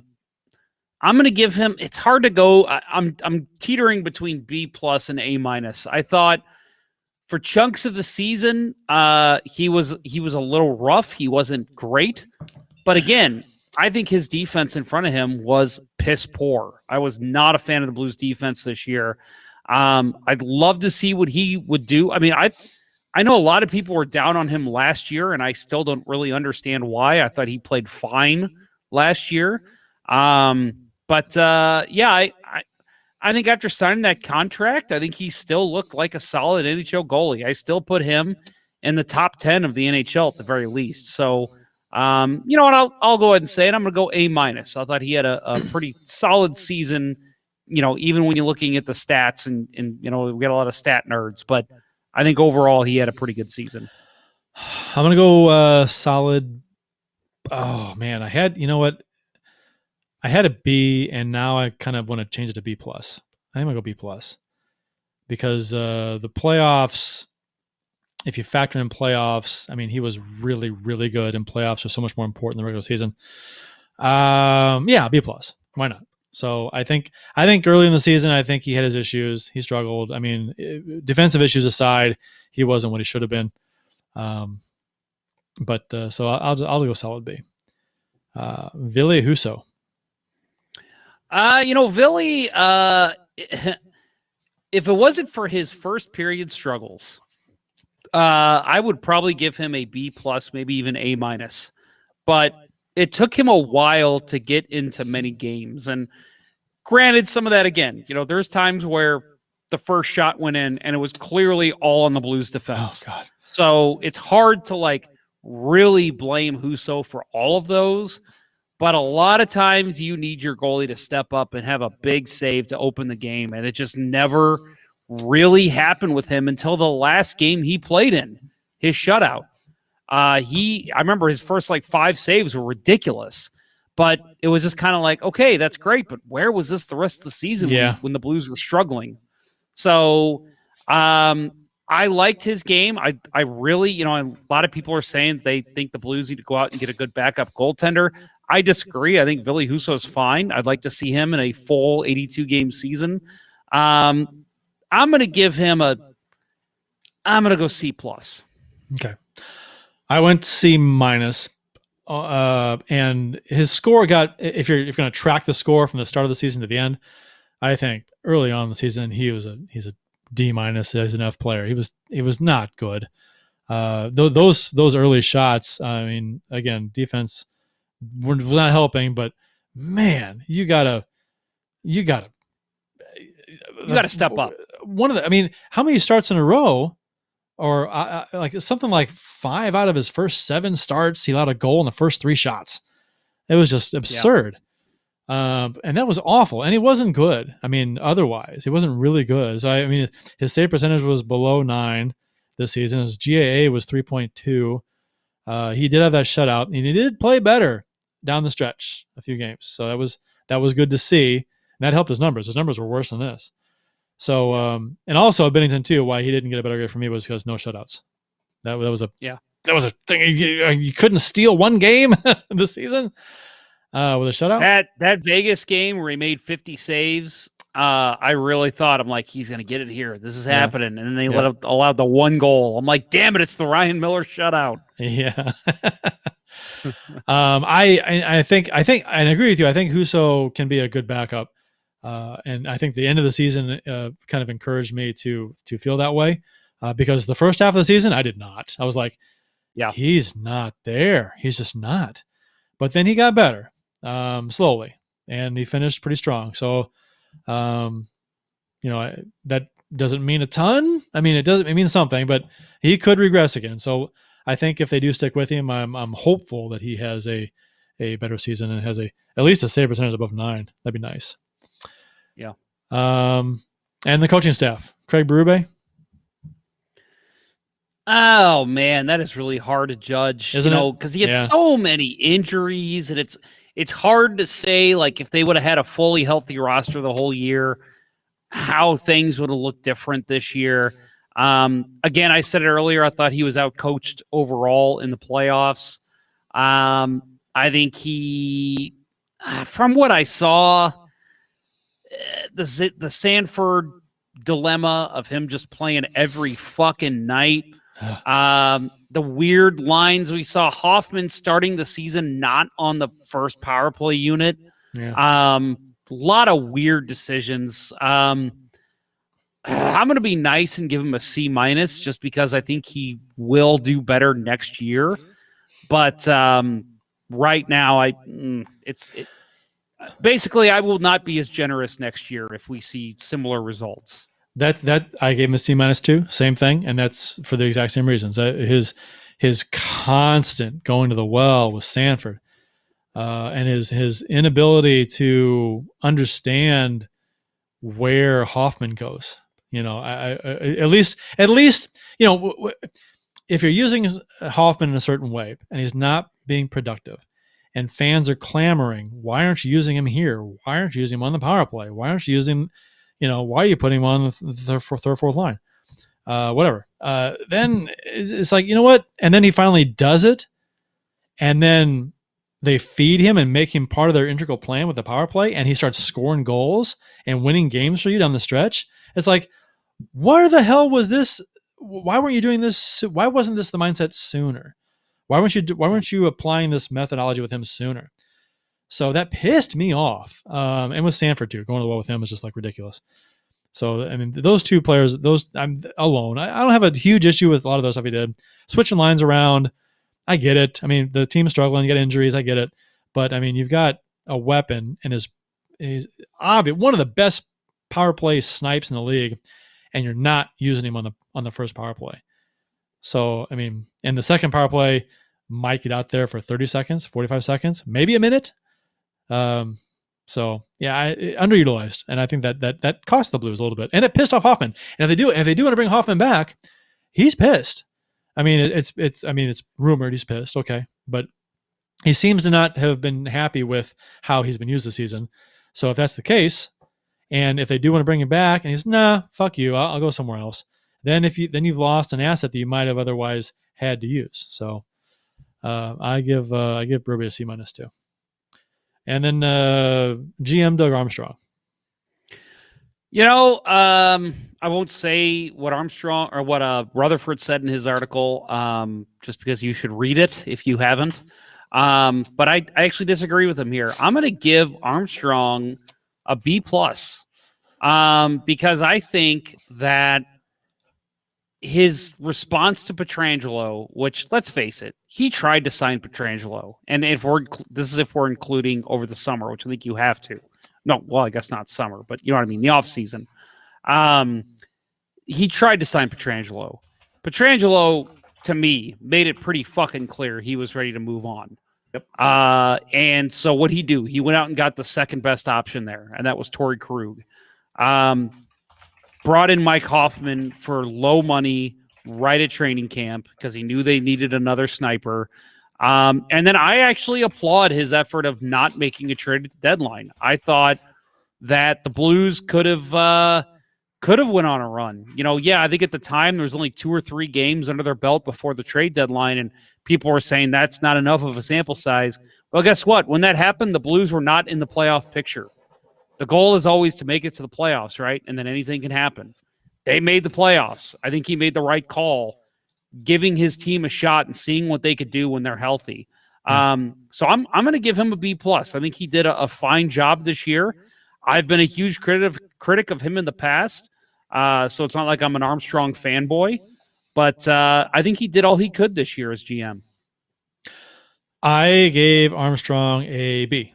And I think he did a good job this year. I think the only reason I didn't give him a B+ or maybe a little higher was maybe there was some miscommunication or what from when he acquired Hoffman, because it was obvious that, Armstrong wanted Hoffman, but it didn't seem like Berube was very intent on using Hoffman the way he should have been used.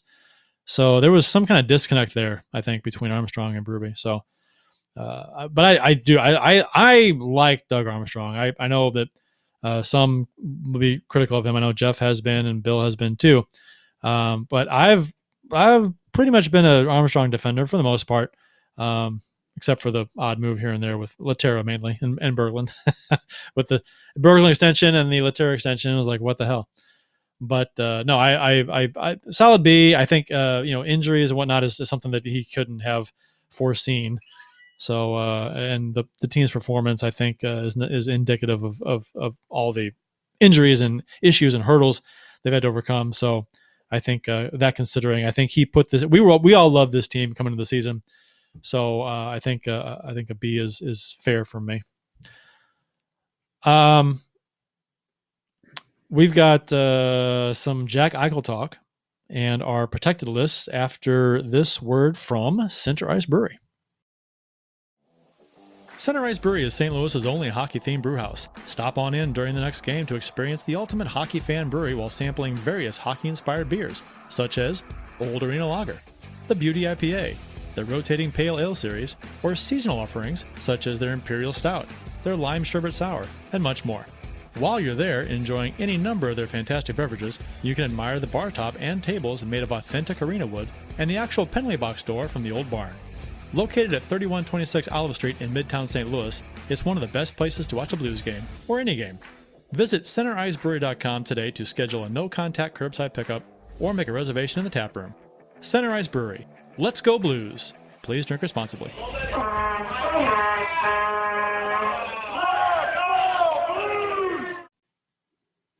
So Center Ice Brewery, a place we all love.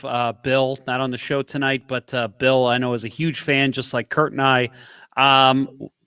This is very tentative, and I just wanted to go and share it that Kurt and I have been discussing possibly going there maybe on Saturday for Blues or for some playoff games. But I want to keep it. I want everybody to know it's not just an awesome hangout during Blues season.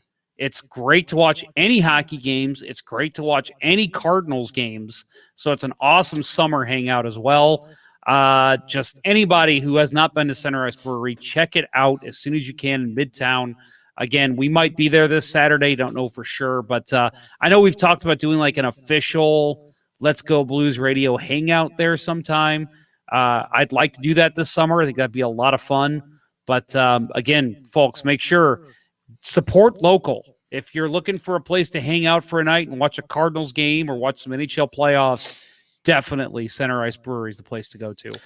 Yep. And if you were there a while back, they have a rotating beer series. So they keep things fresh and new. So they always have probably a couple new beers there that you maybe have not had. So that's also an option for you. You shared this, Jeff, before we went on the air. Elliot Friedman said, well, Blues fans, this might be your chance to get a crack at Buffalo Sabres captain Jack Eichel. In order for the Blues to receive Eichel, this is who they would have to give up, according to Elliot Friedman, apparently. The Blues would receive Jack Eichel, $2 million in salary retained by Buffalo, and 2021 third-round pick, Buffalo's third-round pick. The Sabres would get, from the Blues, Robert Thomas, Zack Sanford, Vince Dunn, and a 2021 first-round pick and a 2022 first-round pick. So your thoughts on that, Jeff? So it's 2 first-round picks and Thomas, Sanford, and Dunn. Too much? So not enough or good? We had a brief discussion, Kurt and I, before the show started, and I'll just kind of reiterate what I said. The thing that actually made me balk at this trade at first was the 2 first-round picks. Before the Blues won the Cup, if you listen to this show, because we've been around that long, folks, I did say I was tired of Doug Armstrong trading our first-round picks, what seemed like every single year. And I still feel that way. I feel like you still, even post-Cup window, you still need to try and get your first-round picks and at least build some talent. But if you have a good scouting department, maybe you can afford to lose some of those first-round picks. And so the question to me came down to, okay, so basically Zack Sanford, goodbye, see ya. Same thing with Vladimir Sobotka when he was gone. No problem moving him. In my opinion, Vince Dunn, I said this earlier, good is gone. I think he's a guy that can be replaced. You got a Scott Perunovich coming up. Jake Wallman's looked great. Nico Amigola has proven that he could be an NHL defenseman. I think Vince Dunn's expendable. So again, I'm okay with him being moved. So then it comes down to 2 first-round picks and Robert Thomas for Jack Eichel. With salary retained, by the way. I'm going to make that trade. I think I said a couple weeks ago we talked about getting Eichel, and I said no because you don't need him. You've got plenty of centers. You need wingers, if anything. Again, Kerber's comments earlier today were the Blues are lacking a first-line left wing, and he's right. But basically, you're improving Robert Thomas for Jack Eichel. Not a bad deal. Jack Eichel is your first center, or maybe even your second center. Flip-flop, Eichel and Ryan O'Reilly, and I think Braden Shen moves to the wing. And you're talking about David Perron, if Tarasenko can come back and play well, if Mike Hoffman's back, that's a hell of a top 6. And I'd hate to lose Robert Thomas, but I think the upside for Eichel is much bigger. We talked earlier in the show about getting better to beat Colorado. This would get us better. I mean, yeah. So we'd be giving up 2 first-round draft picks, okay, which that stings. But Eichel was taken 2nd overall in the first round in 15. So you're giving away a first-round draft pick, but you're getting a 2nd overall pick who is now in his prime. So you don't even have to put in, usually when you draft a player, you got to develop. You've got to, go through a few years early on where he might not be as productive and he's still learning the game, the NHL game. But granted, now you're also in the higher, portion of his salary. which his salary, I don't even know what he's making quite a bit, isn't he? Let me look at I Eichel. want to say 10, but I could be wrong. He is making 10. So he'd be the highest paid player on the Blues by far. And his But you're having salary retained, $2 million retained per season. So he's is that per season? So I think that's per season. Okay, if it's per season, that's 8. Then it's 8. So that's at 8, and I think that's I mean, 12, your highest paid player retained right now is O'Reilly, right? At 7.5. So I don't have it up. He would eclipse that. Yes, you're right. And Tarasenko O'Reilly and Tarasenko, both at 7.5. So Eichel would eclipse both those, which and I think is warranted. Yeah, sure. Yeah. And you have Schwartz and Bozak and come off the books, possibly so you could have salary for that. And again, but you got to replace the guys you lose too. So you're losing Thomas. I mean if this kind of trade did happen, this team is significantly different next year because there's no Thomas, there's no Sanford, there's no Dunn, there's probably no Schwartz, there's no Bozak. We're getting other players to replace those guys. So this is a substantially different roster. Quite a bit to turnover. Probably more of a tweak than a lot of people are maybe expecting the Blues to make if they did do something like this. And that's kind of dangerous because when you tweak a roster that much, you worry about screwing things up. Plus, let's not forget you might be losing somebody. Part of your core, maybe not core is the right word, but you're losing somebody to Seattle, and that could be a significant person. Yeah, hopefully it's not, but maybe it is. So, I mean, I would do this because this is Eichel is the kind of player that you would want to have. The last two seasons better than a point per game guy. So that's pretty fantastic. And that's the kind of guy you would need to go toe-to-toe with Colorado. Yeah. Now I agree because then you're looking at right now, the 1-2 punch of O'Reilly Shen up the middle is fantastic. But then you're talking about having a 1-2 punch of Eichel O'Reilly. That is even a nicer 1-2 punch. So you go against Colorado, you go against Vegas in the playoffs next year, and you got one line with Eichel, one line with O'Reilly. I mean, which one are you putting your top guys against? It's a tough call. I agree, and I would do it. And even I love Thomas. I think he's got a huge upside. I love him, but you got to give to get. And a lot of times, they say trades are the best player in the trade is the team who wins the trade. And Eichel's the best player in this trade, and will be the best player in this trade.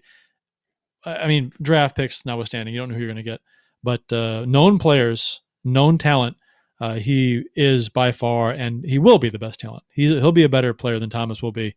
And when Thomas let's just say, I mean, I'm hoping no matter what, even if he does get traded, I'm hoping Robert Thomas has an excellent NHL career. Seems like a good kid and a guy who loves the game. And anyway, but how awesome would it be to trade somebody like Robert Thomas to Buffalo, get a guy like Eichel, Blues win another Stanley Cup, and Robert Thomas never pans out? I mean, how great would that be? Do that to Buffalo again? Well, you want to win the deal, and if the players you trade away don't pan out, you're like, well, we dodged that bullet. They didn't pan out, so we didn't have them here. I get it. So there was some talk about, Perron made some comments about wanting to be here, and he's got one more year on his contract. Do you extend Perron now, or do you wait? Oh, you wait. I think his comments were tongue in cheek. He made a comment about something about like for 8 more years. Yeah, they said something like, "Do you want another contract to finish your career in St. Louis?" And he said, "Well, it had to be an 8-year deal." Yeah, that was to me totally tongue in cheek. Sure. Yeah, I don't. I know a lot of people were like, "What? Oh my God, he'd be 40," and I'm like, "Yeah, I think he was kind of kidding there." But no, there's no rush to sign him. I think he will sign now for whatever he will sign for all through next season. I think no matter what he does, even if he has just a ridiculous year last year, better than this year or next year, better than this year, I don't think David Perron is saying, oh, well, I could go and make $10 million in the open market. I think he's already got a number in his mind. He's at an age where he's happy where he's at. He's only signed contracts in St. Louis. I don't think there's any rush to re-sign this guy. And again, I'm not saying you wait until the last day, but I'm saying there's no rush. You don't need to sign him right now. Let's get to next season. Let's see what our roster looks like. Then you start talking about, okay, let's talk about re-signing some of these guys. Puckeye 14 says you got to wonder if there will be conditions. This is talking about Eichel. Got to wonder if there will be conditions depending on Eichel's health regarding his neck. Yeah, and that was something I saw too, was you want to make sure that there's no issues with his neck. He's having that surgery, and clearly, yes. Is he? That's true. Because Buffalo doesn't want him to. That was the word. Well. That's why he wants out. Mm-hmm. I mean, among other reasons. God, I feel sorry for Buffalo fans. Buffalo fans have I do just too. The most tortured fan base in like NHL history. My God. Yeah. Such good hockey fans too. Every time you see like NHL like TV ratings, Buffalo is always at the top for like TV watching. They love their hockey, and they just have a team that's just somewhat it's ass every year. Garbage. Even when they think, oh, we got talent this year. Nope. Talent don't thrive in Buffalo. For whatever reason. Our UFAs, Schwartz, Bozak, and Hoffman, who do we resign? Any of them? One of them? I guess it depends if we sign Eichel or not, or trade for Eichel.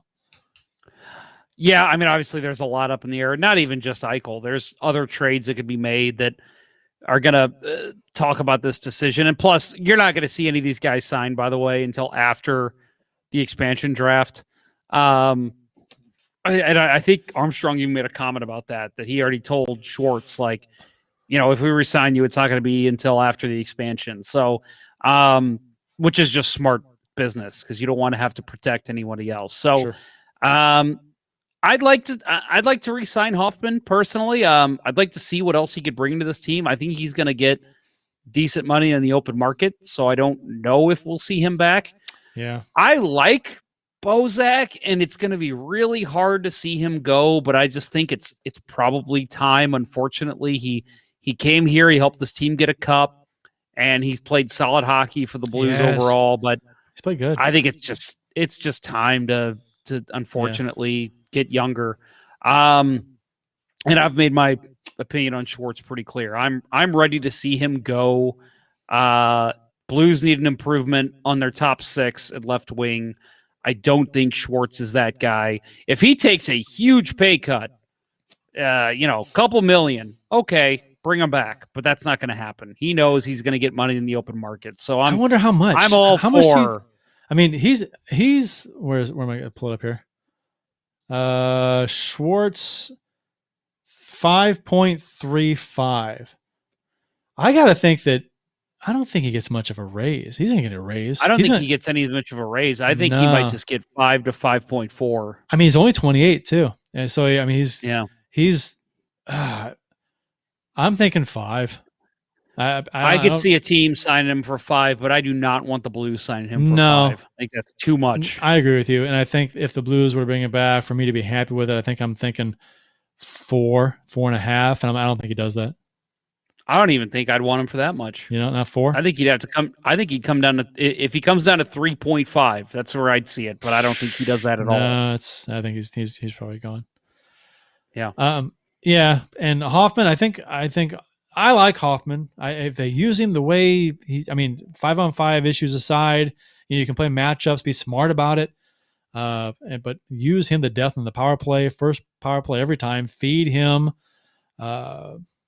And I think that's a good fit, but granted, he might get more. You think he gets $7 million?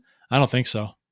I don't think $7 million is Hoffman. No, I don't think I'd so. say maybe 6. I don't think 7. Man, I mean, if he can get 6 elsewhere, great. But I'm like, I mean, 4 is cheap. I don't even know if I do 5 for him here. That's tough. I think he's God, that's hard. 4.5. Does he do that? Probably not. I think he's gone. I'd like to see him stay. I think he's gone. I would too. And Bozak is too old for me. I mean, I like him. I like the guy. I think you want to get younger faster. He's just one of those guys that has to go. You got to replace the face-off stats with him though too. He's a good face-off guy, real good face-off guy. Yeah, he is. And you have to hope that an Ivan Barbashev, which his numbers are good too, but you got to hope that he's going to step up and play more defensive zone face-offs with Bozak on. But we'll see. And I think Schwartz may be overpaid somewhere else. So we'll see. And there's a lot of talent to let go.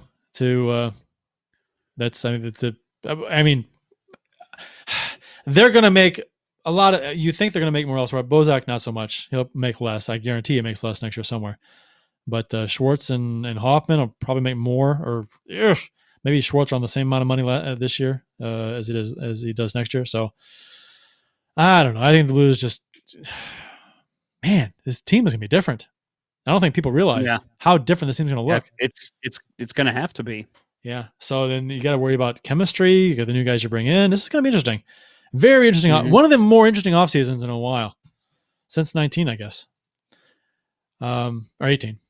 Expansion draft in our Blues protected lists. So we got the expansion draft is July 21st. I thought it was June 21st. It's July 21st. And so the Blues can protect, let me pull it up here, 7 forwards. Oh, the option 2. 7 forwards, 3 defensemen, and a goalie, or combined 8 forwards and defensemen and a goalie. So, what? Yeah. You said you had some surprises on your So originally this is preliminary. This is just this is kind of a last minute thing we decided to do, more or less. So this is we'll do when Bill comes back on.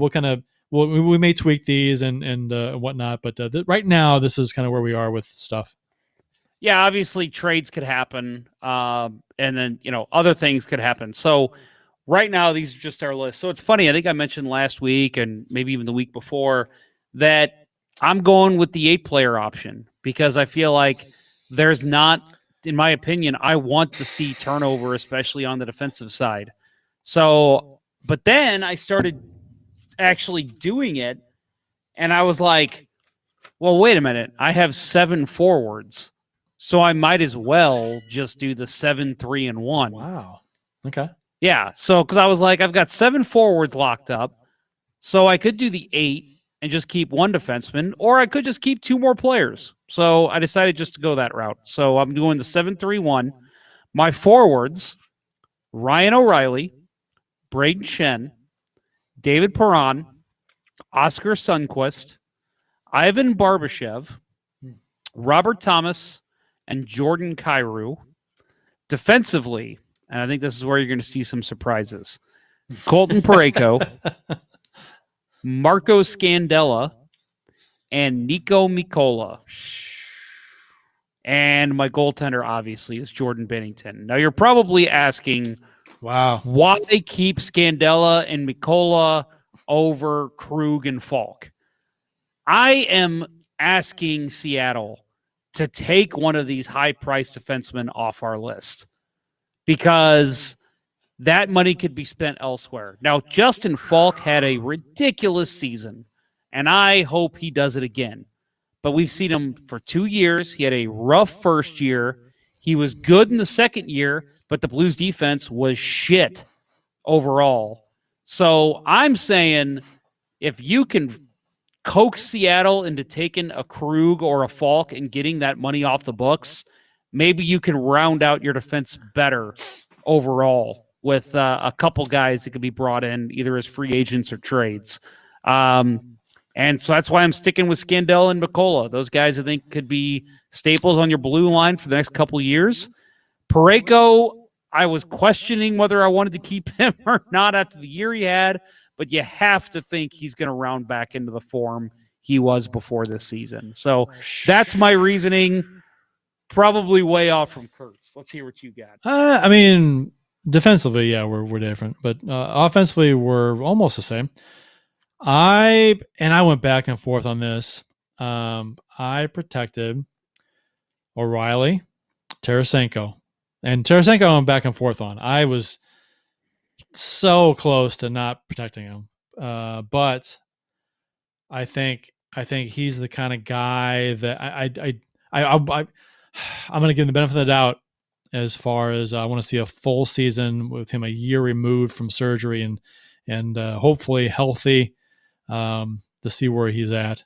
So O'Reilly, Tarasenko, Shen, Perron, Sundqvist, Robert Thomas, and Kyrou. Those are my forwards. Defense, I've got Falk, Krug, and Parayko. I've got the big three protected.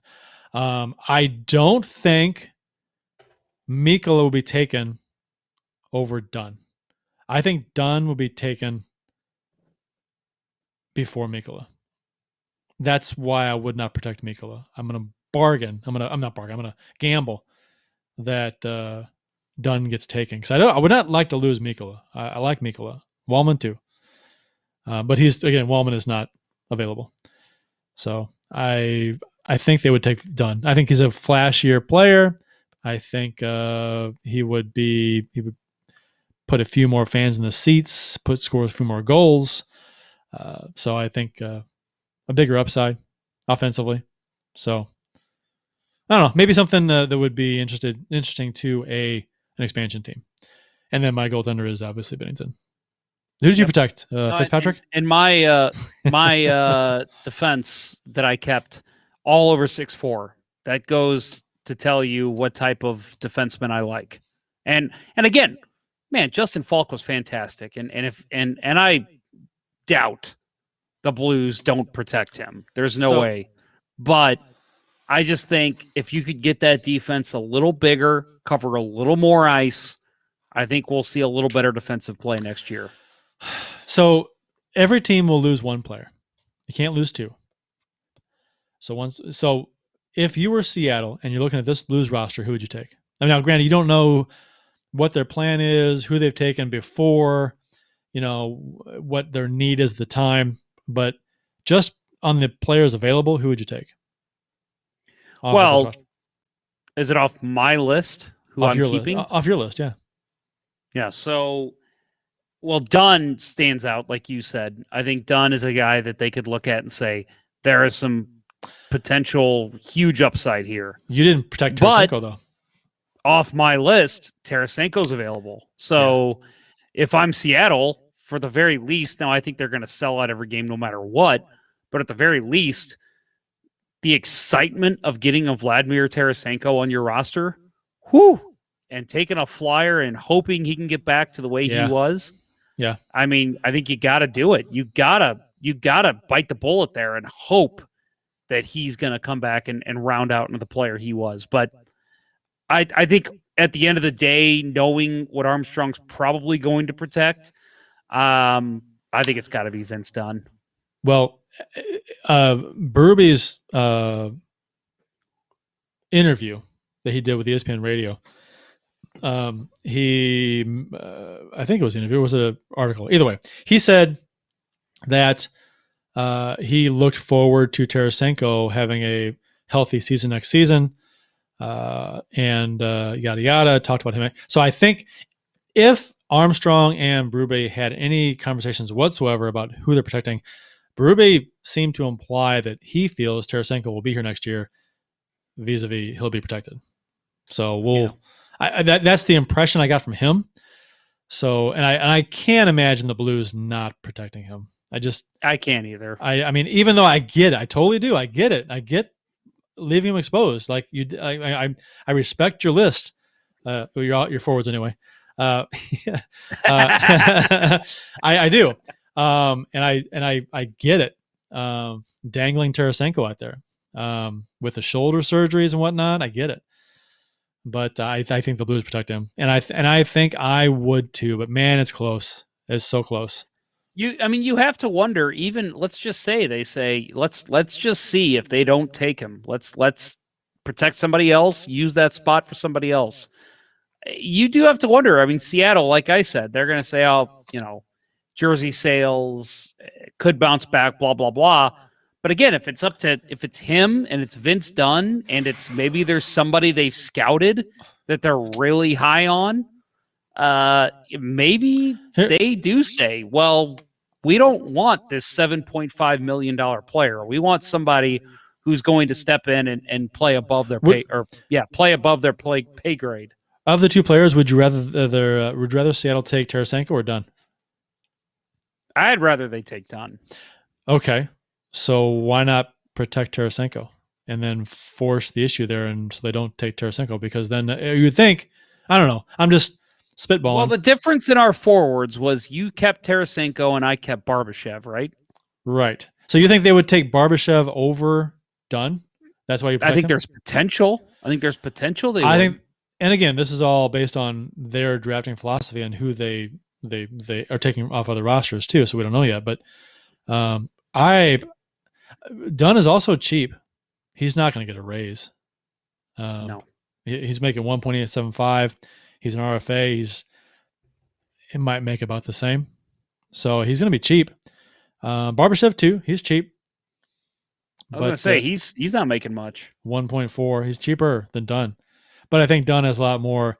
Dunn's an offensive defenseman, so teams that get goals from the defense tend to do quite well, and that's points from your blue line aren't cheap, and Dunn's cheap. So I think it's interesting. It's going to be actually fascinating to see who gets taken and who's actually protected. Man, Tarasenko will be pissed if he's not protected. Oh, yeah. He'll be upset. Oh, yeah, man. if he's not protected and he's not taken, I think you might have an issue. You might have an issue with your star player. That might light a fire under his butt. It might. Yikes. All right. We got a couple comments.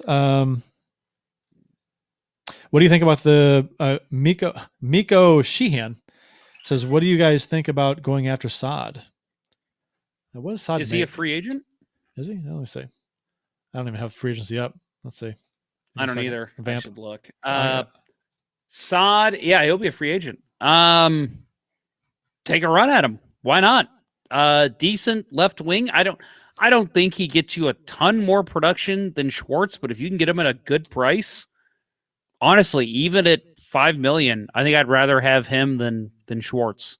So, yeah, why not? Take a shot at him.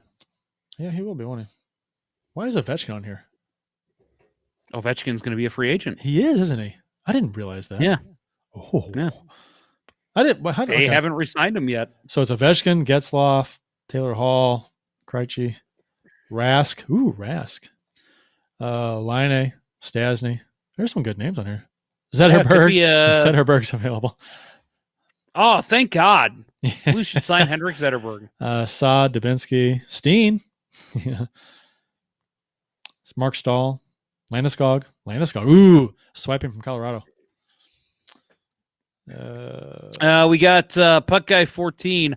Actually, I'm sorry, you already read that one. Brandon Toma says, do you think the Blues need a more physical player like they previously had, like Maroon or Reeves? I wouldn't. Again, under a Berube style, I do think you need a little more physicality. So, depending on where you slot him in the lineup, yeah, I think you could use a more physical player out there. I mean, they got to skate. I mean, more physical, more physical than Clifford, and can be more productive than Clifford. Oh yeah, I mean that's. I think any team would want that. I think that's been nice. That's a power forward kind of player. I think that'd be great. But I don't. And to be honest, I mean, this is going to rub people the wrong way. I've said it before though, so it shouldn't be a big deal. But Maroon wasn't very good here. I mean, he had a couple of really nice goals in the playoffs, and he played on an effective fourth line. But production wise, point wise, he didn't. And during the season, people forget, like late into that season, like with 15, 16, 17 games left, people wanted him gone. People wanted him exposed to the trade deadline. We talked on this show about Patrick Berglund. Would you rather have him or Pat Maroon?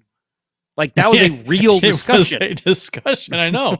And it sounds stupid because I think Maroon, his time here was, and I like Maroon, but it's overvalued. to some degree. Agreed. But again, that fourth line in the playoffs was very effective. Great fourth line. And Maroon, but he didn't really contribute offensively like he was, I expected more out of him and he didn't do anything during the regular season until late. So, yep. Not that the regular season matters. About a physical player. Brandon's question, bringing back a physical player. There's a guy that I've had my eye on for years, and I think especially now with Berube as the head coach would thrive in the Blues system. And it's a team that didn't make the playoffs, probably looking to make some changes. Columbus Blue Jackets, Boone Jenner. That's a guy I'm looking at right now. I would love to see him in a Blues jersey. I think he would fit in very well with this team. The only issue, he's a center too, but he has played left wing in the past. So I think if you could find a way to maybe go and get a guy like that, and then Calgary, another option, not saying they want to trade Matthew Tkachuk, but they've got other guys, other talent that can play in a top six that they'd probably be willing to move at this point after missing the playoffs. You've got options, is what I'm saying. There's plenty of teams to look at for trades, and that'll be willing to just maybe do a change of scenery type trade. What does Boone Jenner I'd make? love to see it. He'd be a nice replacement for Bozak. He's a good face-off guy. Yeah, he is. So let's see. He is making 3.75. So yeah, granted, guys might want raises, but he's not really a down year. He's 27. Solid player. I've always loved his game. So that's a guy that I'd be eyeing this year. And if I'm Doug Armstrong, he's one of the guys that I've got on my radar. Yeah, possibly, they didn't make the playoffs. Maybe this guy's available. Well, you figure Bozak's leaving, and you got to replace him. So if you could bring in Boone Jenner to replace Bozak, maybe a little cheaper, that's interesting. I'm with you. We got a comment from Jason Smith, Avs fan. Wait a minute. Is this the same Jason Smith that caused the turnover in Calgary series? Jason Smith, Avs fan, but love the show. Most Avs fans realize had St. Louis been healthy, would have been closer, but how it goes, we were down to third-string goalie and had 6 other regulars out versus Dallas in the bubble. Yeah, they had was it Michael Hutchinson was in goal for them last year? Last year. Yeah. I was like, what? Yeah. I think so. Yeah, and it was I think they won a game with him, and it was wow. He goes on to say some Blues fans did say you would have won the series if you had all your guys. To your credit, you didn't say that. When you get swept, can't go there. That's true. Avs in bubble took Dallas to overtime of Game 7 despite massive injuries. And first off, Jason, congratulations on your team winning the series. They were by far the better team in the series. So and in the season. So that was well deserved. I will say this: I would have liked to have think the Blues would have put up a better fight. I thought the Blues, healthy Blues team, had a shot at beating Colorado. I don't necessarily want to pick them to beat Colorado, but I thought they had a shot based on a number of things we talked about. The play down the stretch, how the Blues were basically playing equivalent to Colorado down the stretch, had a better power play, better penalty kill last month of the season. So I was, optimistic in that regard, and that trend would continue, but that didn't at all. And Colorado played lights out against us for the most part in the series. So the Blues got better as it went along, but Colorado's just too good.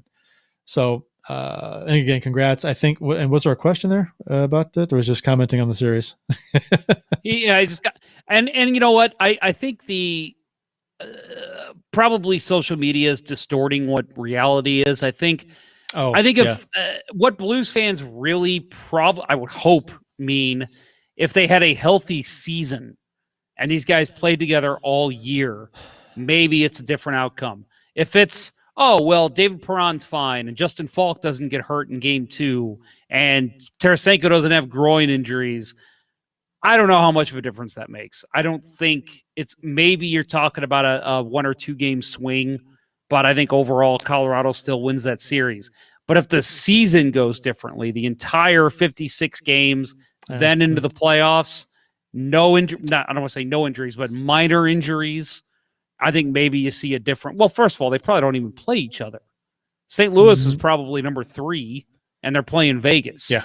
But I'm just saying that I think that a full season would have changed things. But yeah, having a healthy roster just before playoffs, no groin injuries for Tarasenko, whatever. Parayko's fine right at that point.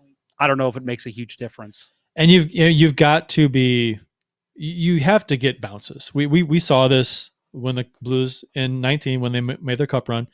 You've got to be good, and you've got to get lucky and get bounces, and you got to get timely goals. And that's just, and then timely goals is kind of reflects back on getting your bounces. So, yep. And the Blues got none of that. And I'm not going to blame officiating for the loss in the series by any means, but I didn't like the officiating. I thought it was terrible. It's always terrible. I've said it before, but it wasn't an evenly called series either. There was a number of calls I thought should have gone against Colorado that didn't. But again, that wouldn't have made a difference either in the series anyway. Just a number of things the Blues had to try and overcome. It's hard enough to beat Colorado anyway, being the team they are, and then to actually try and deal with some of these calls too. It just makes it almost impossible. So. And the COVID stuff and the injury stuff. It's just a mountain of stuff for the Blues to overcome. It just was not in the cards for them this year. And like I said, Avalanche rightfully moved on. So thanks, Jason. Hotard12 says, did you talk about Eichel? Yes, we did. Yes, we did, buddy. We'll sorry, we're not going to go back into that. No, we're about ready to wrap it up after, I guess we say who you got winning the cup. Well, the team that I picked, and I'm not 100% confident on it, the team I picked going into the playoffs was the Vegas Golden Knights.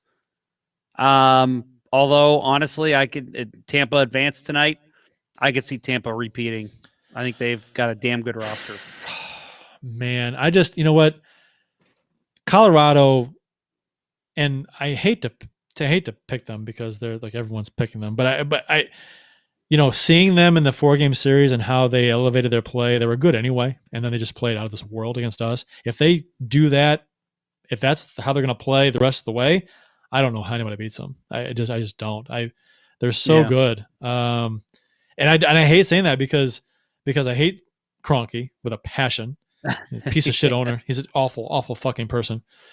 And I don't want to see him win anything ever. But I guess me picking them isn't me rooting for them. So I guess it was that. Would he even know if they won? He'd have to be told. Hey, go get Stan. Hey, he's out in the money bin. Hey, by the way, the Avalanche won their championship. Yeah. Well, what sport are they again? Yeah. Basketball? Is that the Nuggets? You mean the Nuggets, right?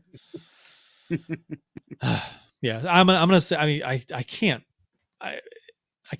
pick against Colorado after seeing them in this series. I mean, we saw them during the regular season and they were really good, but they were even better in the playoffs. Kadri will be out, but I don't think they miss him a ton. So I mean, no, they got guys that can step up.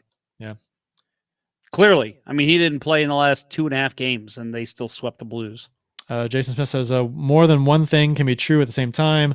Blues are better than they showed. Those guys out was a big factor, but Avs are also better. But I expect St. Louis to be back. Still a lot of champions on that team. Yeah, I mean, most of this team was on the Cup team. So, but we talked about earlier that there's gonna be a lot of turnover this offseason. I was going to say there's going to be some changes this offseason, so we'll see. Look for that. I mean, not because of how they played, just because of the way contracts are structured and direction they want to go. So, and hey, Kurt, if people want to hear about these changes the Blues might be making, there's probably a weekly podcast or radio show that they could tune into to hear analysis of those deals, right? Yeah, I mean, that's Locked On Blues podcast. One of the worst. Okay, so but Let's Go Blues, letsgoblues.com, Let's Go Blues Radio. We're year round. We'll be doing shows this summer. Jeff's doing his thing with some interviews. We'll do some shows for the expansion draft, entry draft, free agency news, all kinds of good stuff. So yeah, I don't think the other shows are going to do. It's not a knock on them. I'm just saying that this is what we're doing. We're proud of it to go year round. We've done this for we've done the year round thing for a few years now, 3 or 4 years now. Yep. So yeah, since 18, I believe. yeah. So we're looking forward to that, and next year will be our 10th season of doing this. So 10 straight, which is fantastic. So our next season is that going to start next week? Well, we typically don't start the season until like our like training camp starts. So Okay. we'll figure it out. We'll set a date for the 10th season to start. Maybe we'll try and make it in the actual month to celebrate the anniversary. 10 years. I don't know. We'll see. Yeah, we'll see. We shall see. Hotard says, I'd love to see the Leafs just for Joe. I'm with you. I'm a Joe Thornton fan. I'm Fuck not. yeah. I'm not. I'm with you, Hody. Fuck Thornton. I don't care about Thornton. By the way, Hotard 12, that's the guy commenting, that is our winner of the Ponder Cup this year. So again, big congratulations to Mr. Greg Hotard.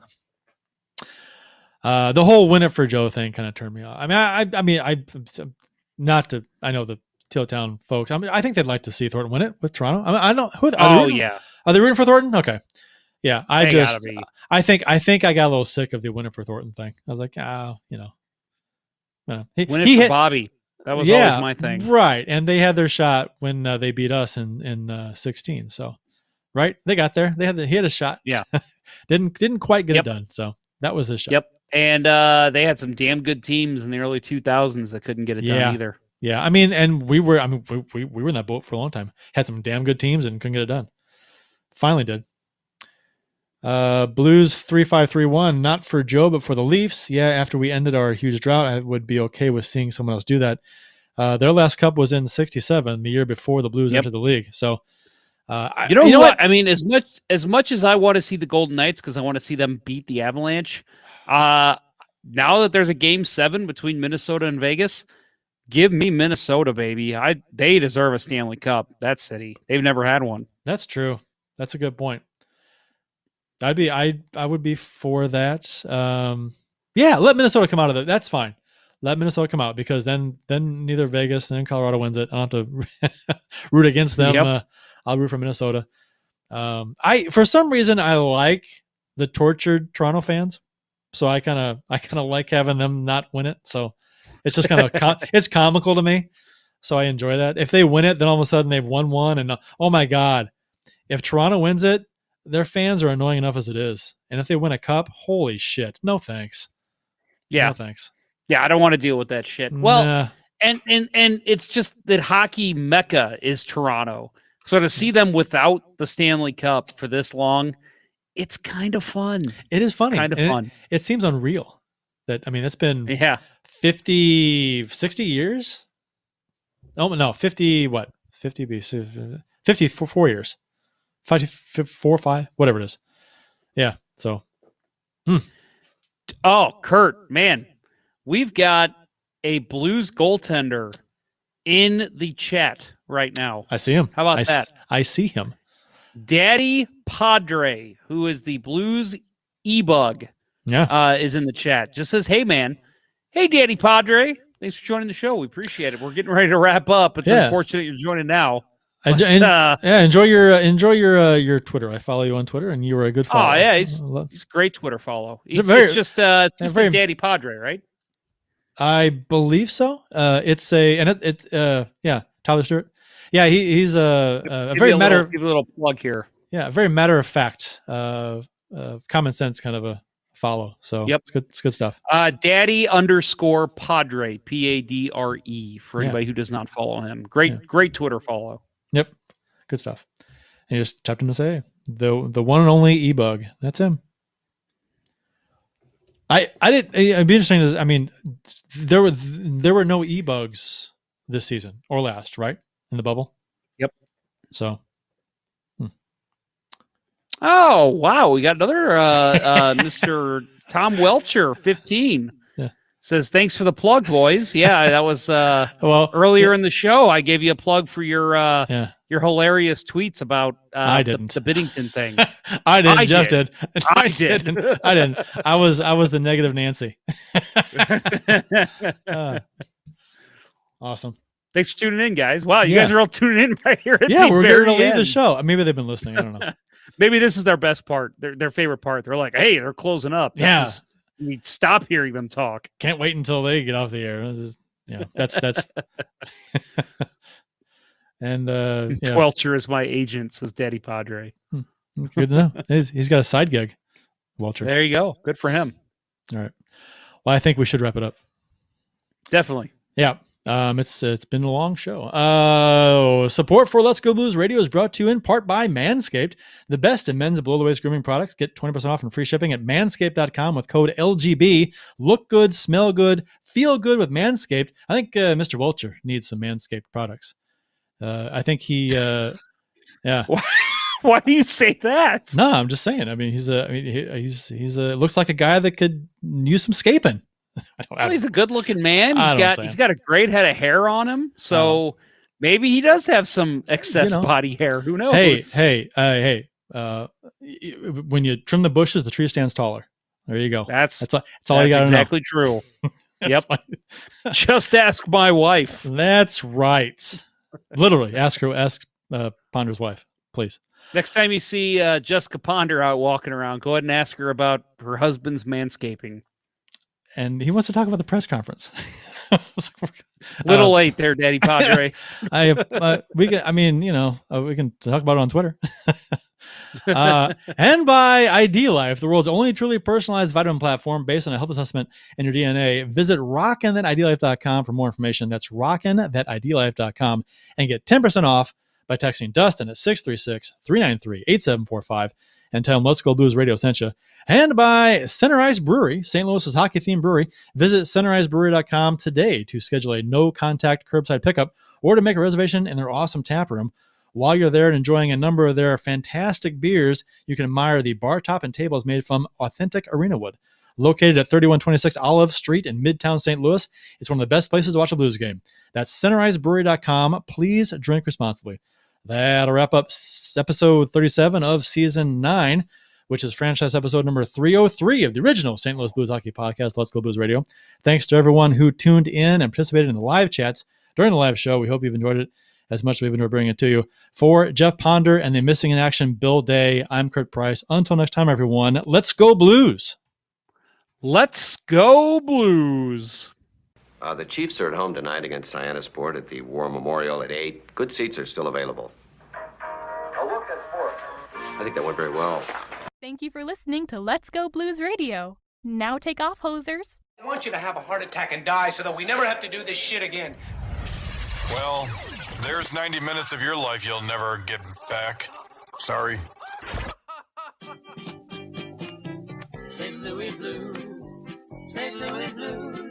Have you heard the news about our St. Louis Blues?